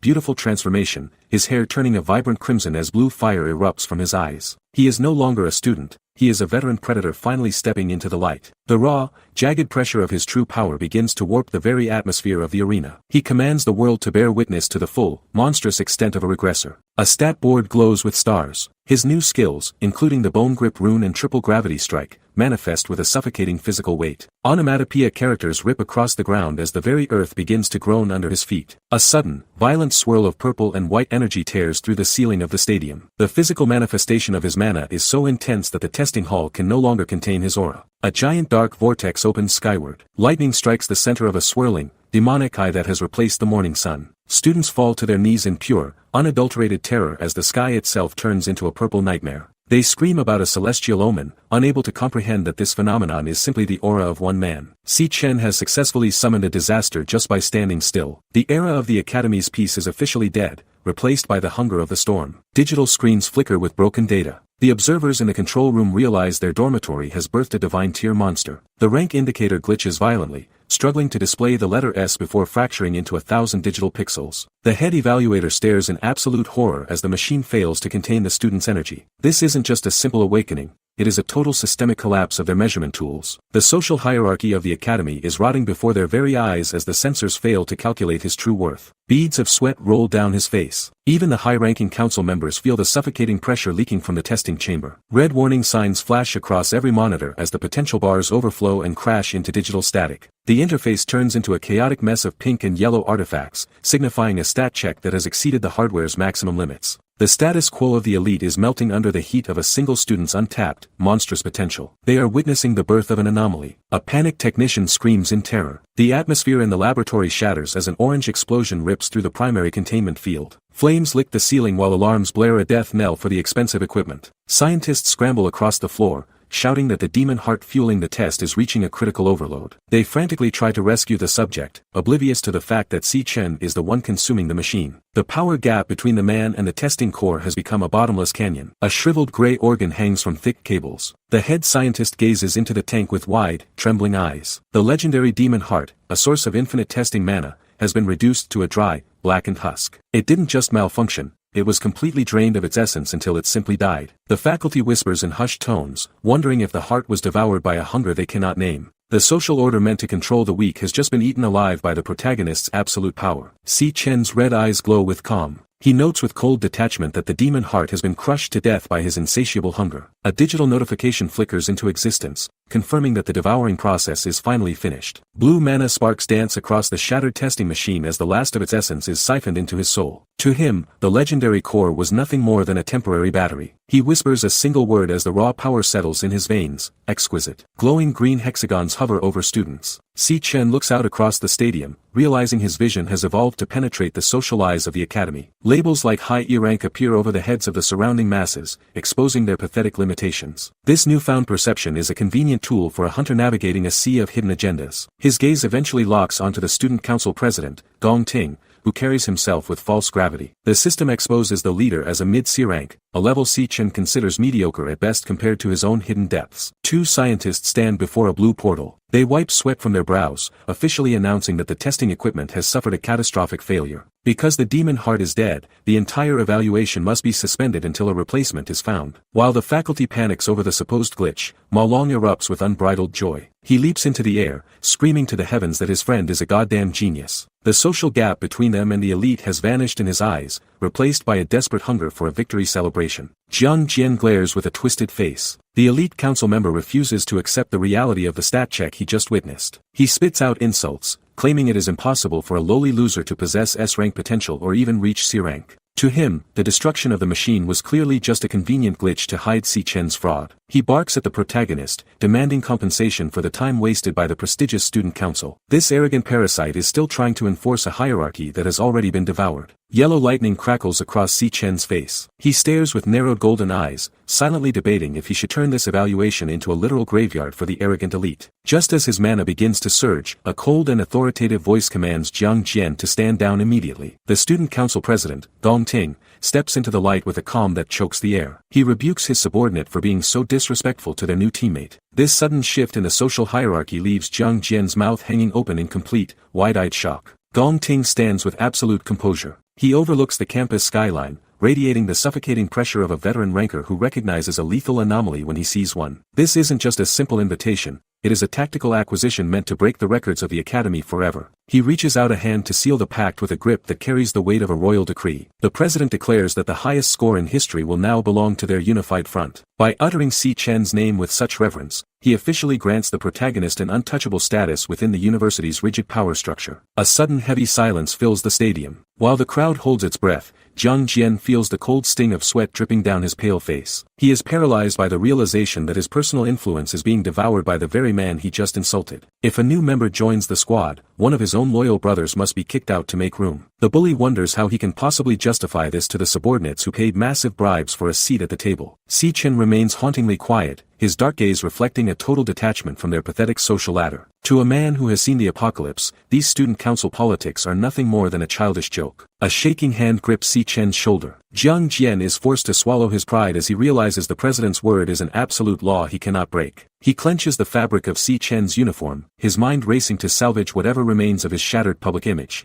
A distorted, nervous laugh escapes his throat as he attempts to play the role of a welcoming mentor. He officially welcomes the protagonist to the team while his own ego burns to ash. This is the ultimate public humiliation for a predator who has finally met his match. The infiltration of the elite is now complete, and the real slaughter is about to begin. Si Chen turns his back casually. He delivers a flat rejection that sends a ripple of absolute silence through the gathered students. The elite's generous offer is met with a cold dismissal that shatters the unearned pride of the student council. High-tier status means nothing to a man who has already conquered the abyss. Gong Ting's golden eyes narrow in sharp, predatory interest as he witnesses the first true act of defiance in school history. The social hierarchy of the academy just hit a brick wall. Jiang Jian screams in pure outrage. The lackey cannot comprehend a lowly student refusing the #1 team in the entire school. He barks about their undisputed dominance, yet Si Chen doesn't even slow his pace. The protagonist mutters that the elites are simply too noisy, his voice carrying the weight of a veteran hunter. He commands them to stop bothering him, leaving the arrogant officers fuming in the dirt. This public humiliation of the council's gatekeepers signals a total shift in power. Students whisper frantically behind their hands. They are paralyzed by the sight of someone actually having the guts to refuse the president's hand. Rumors about Si Chen's C-grade mid-tier results spread like wildfire,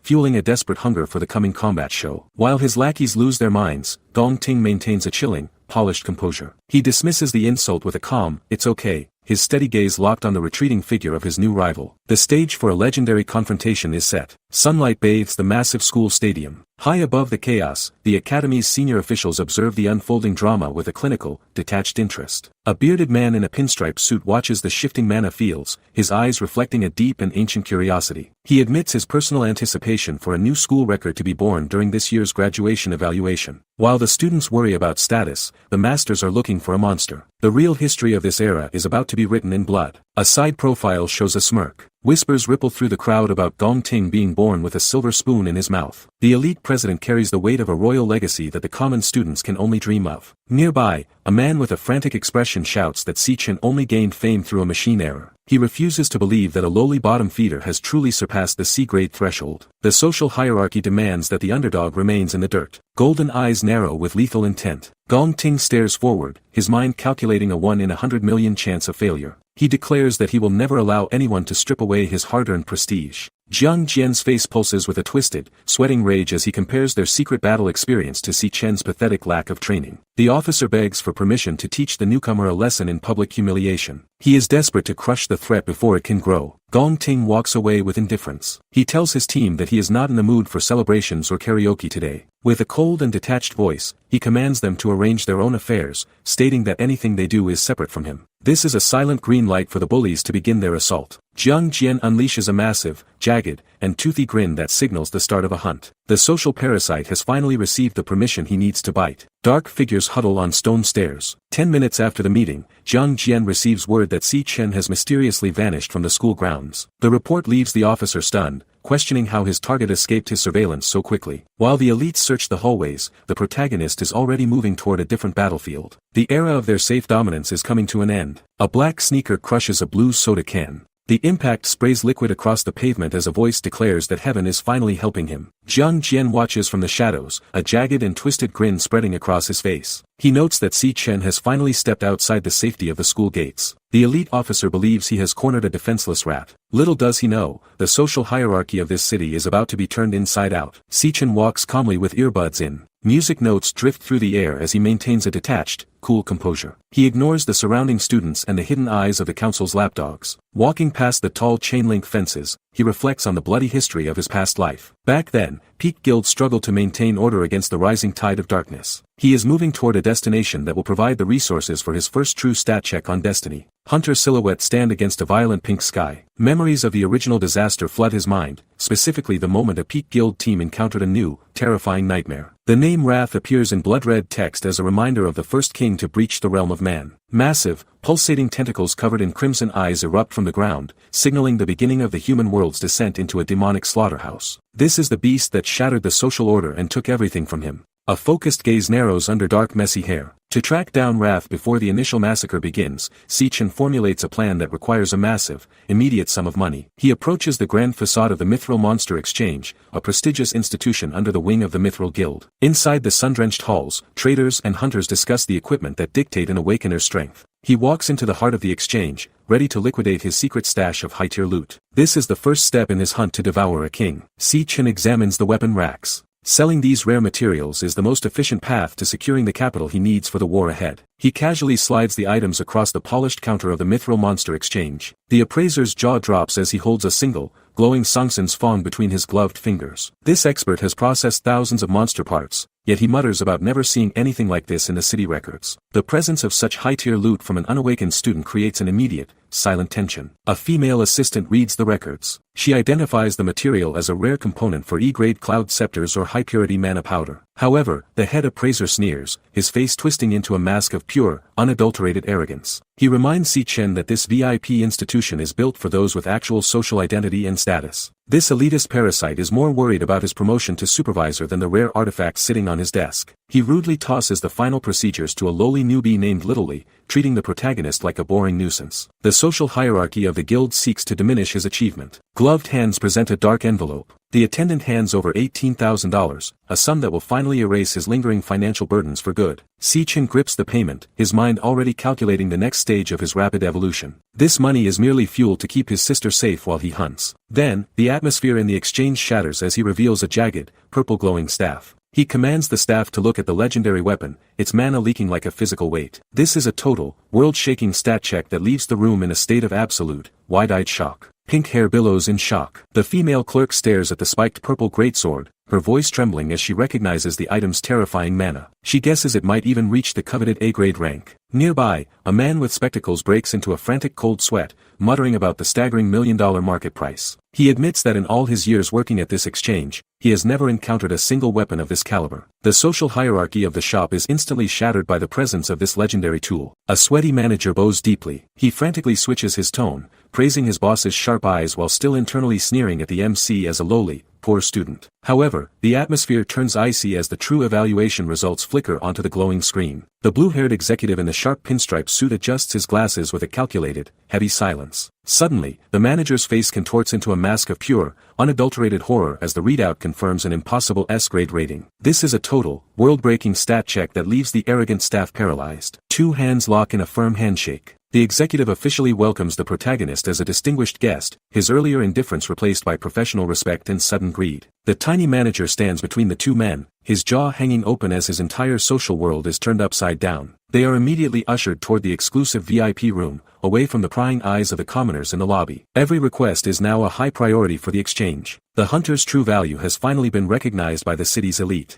Sichin's red eyes glow with focus. He observes the executive with a cold intensity, thinking to himself that a player of this caliber has finally appeared in his new life. This isn't just a simple trade for credits anymore, it is a tactical meeting between a veteran regressor and a merchant king. The blue-haired man offers a subtle, knowing smile, signaling that he recognizes the dangerous anomalies standing before him. The hunt for resources is rapidly evolving into a high-stakes power play. He is no longer just selling monster loot, he is building the foundation of an empire. Steaming tea fills a porcelain cup. In the lavishly decorated VIP lounge, the air is heavy with the scent of expensive brew and high-stakes negotiation. Sichin leans back on the velvet sofa, his expression unreadable and calm despite the luxury surrounding him. He drops a single, staggering number that cuts through the silence of the room. 1 million. This isn't a request, it is a calculated demand from a man who knows the exact value of his assets. The social gap between a student and a merchant king is bridged by raw, tangible collateral. The blue-haired merchant leans forward. He stares in absolute disbelief, reminding the boy that an A-rank piece alone sells for millions. This S-rank weapon is a legendary treasure that would fetch tens of millions on the open market. Si-Chen narrows his eyes, clarifying that he has no intention of selling his primary tool for survival. He simply wants to use the artifact as collateral to secure a temporary loan. Using an S-rank blade as a mere pawn for quick cash is a total, world-breaking stat check on the merchant's common sense. A golden light reflects in glasses. The merchant scrutinizes Si-Chen, wondering if this teenager is a runaway noble or a hidden prodigy masking his true strength.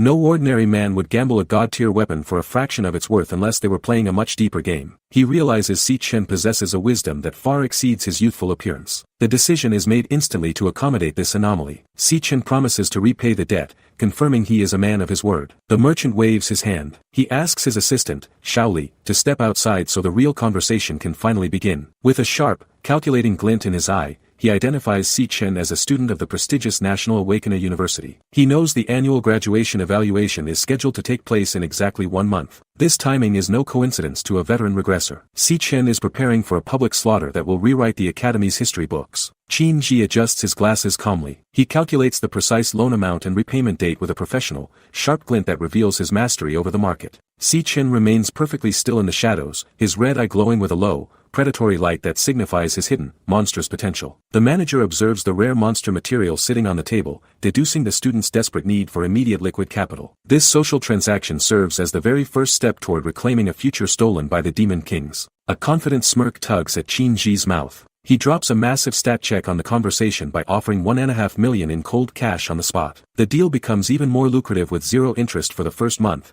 a move designed to secure a veteran hunter's loyalty. This isn't just a simple business transaction, it is a calculated invitation into the university's secret elite circles. Qin-ji extends this hand of friendship, seeking to bind his fate to the anomaly standing before him. Si-Chen stares back with silent intensity. He watches the manager closely, absorbing the weight of the offer while his veteran mind calculates the risks involved. Qin-ji offers a final assurance of absolute confidentiality regarding their high-stakes meeting and the origin of the rare materials. In a brutal world where the social hierarchy is built on leveraged secrets, this professional trust is a rare commodity. The protagonist acknowledges the manager's sharp wit, recognizing a valuable ally in the coming storm. Si-Chen smiles behind his dark hair. He realizes Qin-ji's incredible intuition is exactly what will allow the mithril exchange to dominate the global market in the original timeline. Instead of exploiting his current predicament, the manager chooses the path of a strategic long-term partnership. This veteran regressor knows that raw physical strength alone will never be enough to successfully kill the Demon King Wrath. To survive the apocalypse and protect his sister, he must build a financial empire that matches his lethality. Two men shake hands firmly. Han Shiwu begins his ascent by securing a strategic alliance with the shrewd manager. This handshake marks the birth of a partnership that will eventually dominate the global market. A glowing magic seal hums with a sharp buzz as they finalize the divine contract. In this world, trustworthy allies are rarer than S-rank loot, but the regressor knows exactly who to buy. Han Shiwu checks his phone. A digital notification pings with a heavy chime, confirming the transfer of $1.5 million.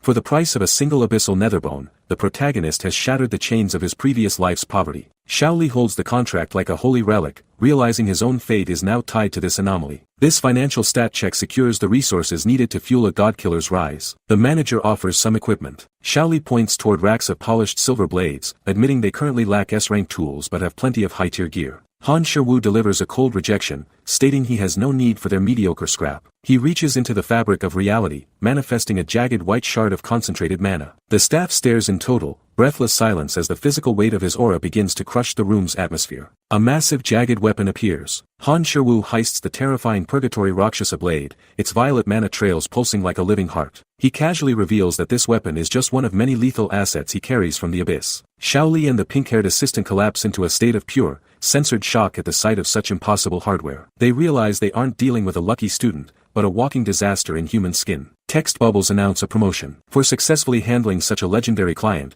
Shaoli is instantly promoted to supervisor by the guild's hidden directors. The social hierarchy of the company shifts in a heartbeat as the manager secures his future through the MC's shadow. Han Shiwu stares out the window, his red eyes burning with a silent, murderous intent for the next phase. The screen fades into a blinding white void as the legend of the glutton prepares for its next bloody chapter. A massive bus terminal sign looms. Han Shiwu stands amidst the traveling crowd, his gaze distant and heavy with the weight of a former life. He recalls the crushing poverty of his original timeline where the social hierarchy favored only the awakened elite. Back then, He spent his days as a desperate delivery driver, racing against a clock that never slowed down. A digital readout displays a pathetic remaining balance of barely $100. This was the grim reality for a man trapped at the absolute bottom of the food chain. A young girl smiles in a dusty room. Sian tried to comfort her brother during their darkest hours, hiding her own academic brilliance to save their meager savings. She held a torn acceptance letter from a prestigious art institute, whispering that the distance was simply too far to travel. In truth, she threw her dreams into the trash to prevent their small family from drowning in further debt. Watching her sacrifice her future for a few coins was a pain deeper than any physical wound. The memory of her discarded aspirations fuels his current,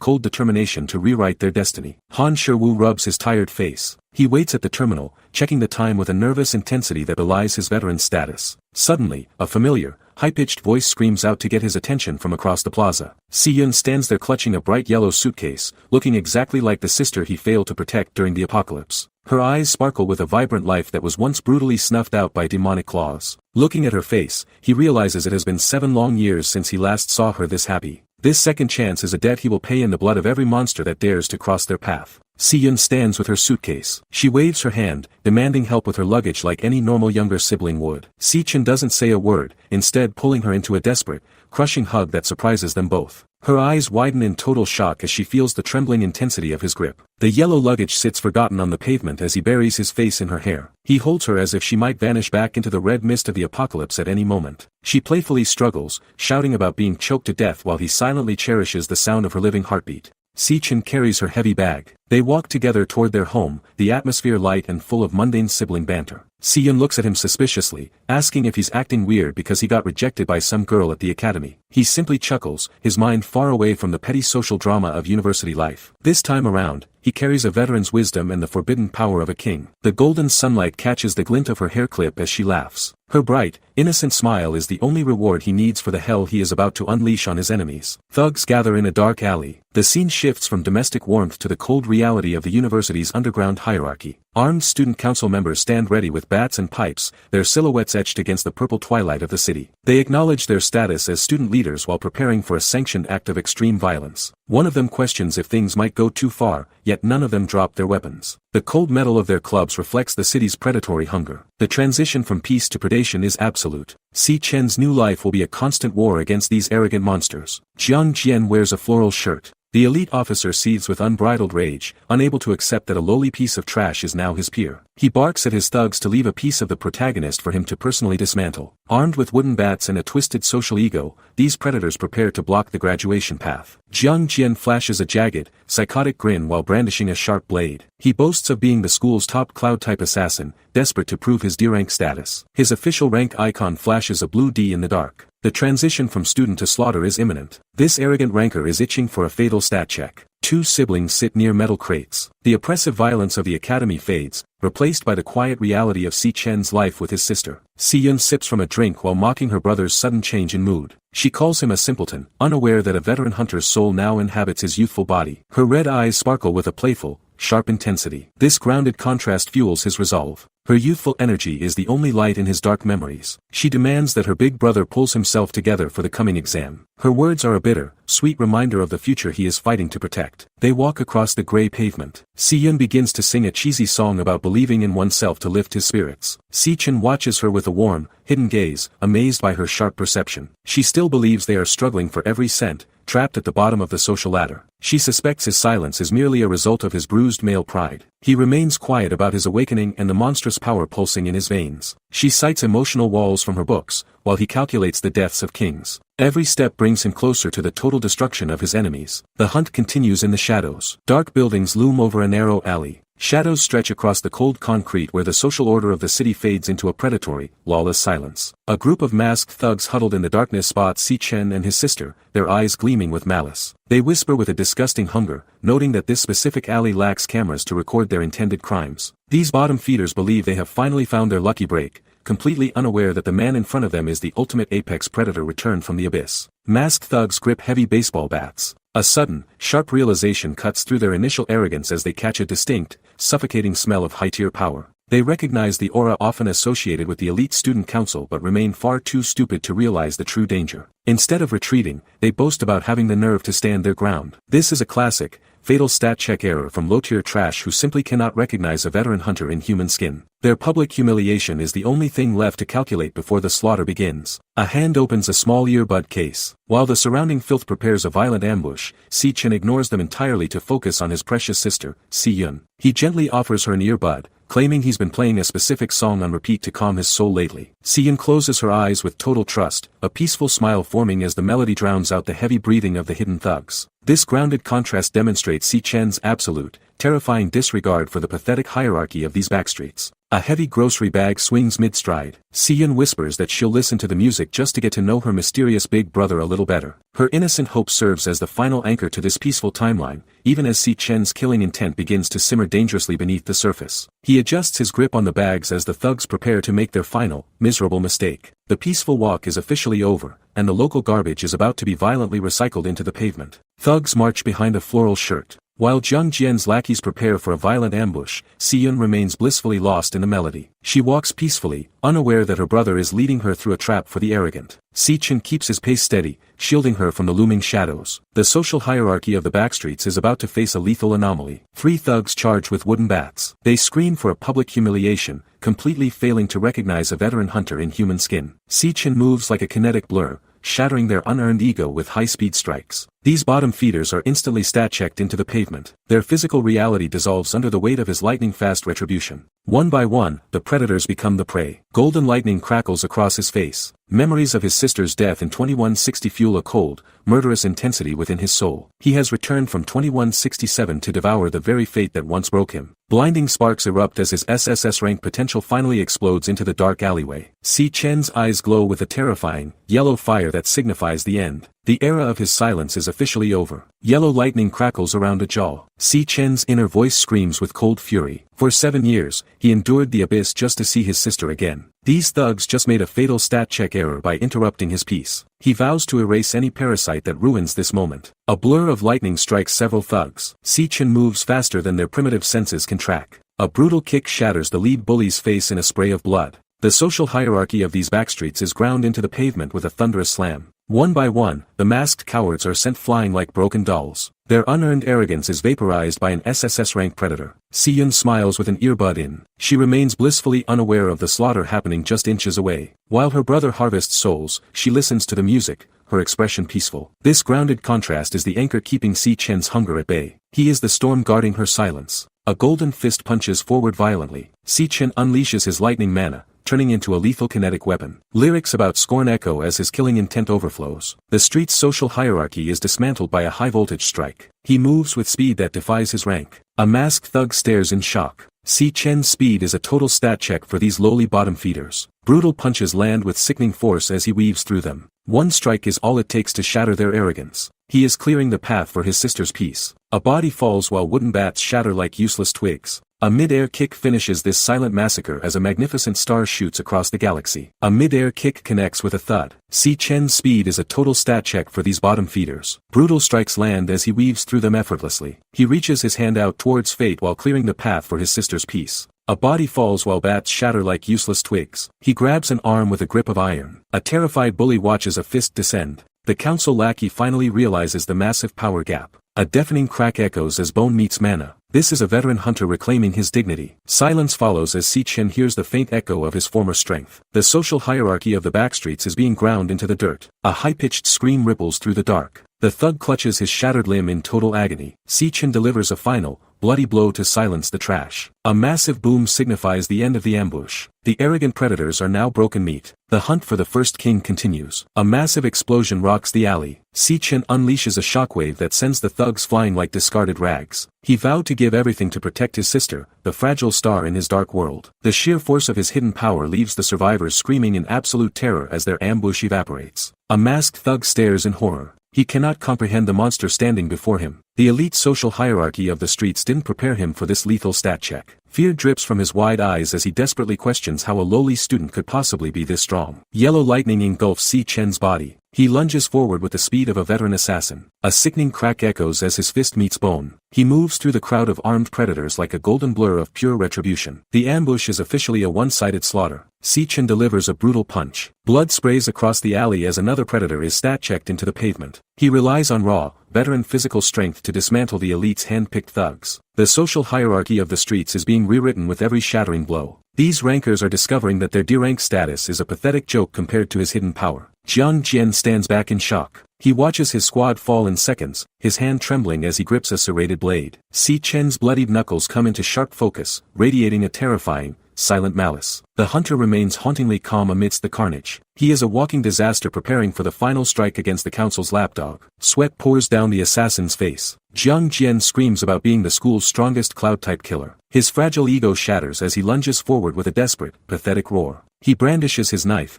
cursing the man who made him feel like an insignificant insect. Si-chin prepares a final spark of yellow lightning to end the elite's delusions once and for all. Yellow lightning arcs across Si-chen's face. He lunges with the lethal speed of a veteran hunter, closing the gap in a heartbeat. A heavy fist connects, sending a spray of crimson into the cold night. The elite's jagged knife flies from his grip, spinning uselessly through the void. Jiang Jian is blasted backward by a surging pressure that defies his D-rank status. His body tumbles like a broken doll against the concrete. The social hierarchy of the backstreets is instantly pulverized. A massive punch connects with a roar. Si-chin delivers a soul-shattering strike that ripples through the very atmosphere. Jiang Jian's arrogant face contorts into a mask of pure, unadulterated agony. The force of the blow creates a violent red shockwave, silencing the bully's desperate screams forever. Si-chin stands tall amidst the fading sparks, his golden eyes glowing with a predator's focus. This total stat check leaves only a broken corpse in the dirt. The slaughter is finished. Blood and teeth spray across the air. The elite student council officer's face is pulverized by a strike that shatters his pathetic D-rank ego. A single molar spins through the red mist as he begins a terminal descent toward the pavement. This is the price for threatening a regressor's family. The social hierarchy of the alleyway is rewritten in gore. A violent streak of light follows the impact. Jiang Jian is launched like a ragdoll, his body carving a path of destruction through the dark. A deafening boom echoes against the stone walls as he slams into the concrete with bone-shattering force. Dust and debris choke the air, burying the once arrogant hunter under the weight of his own failure. Glowing red eyes peer into the darkness. Si-chin stands over the edge of the crater, looking down at the broken trash with absolute indifference. The narrow crevice reveals only the silhouette of a monster that has returned from the end of days. He has successfully stat-checked the Academy's elite into the dirt.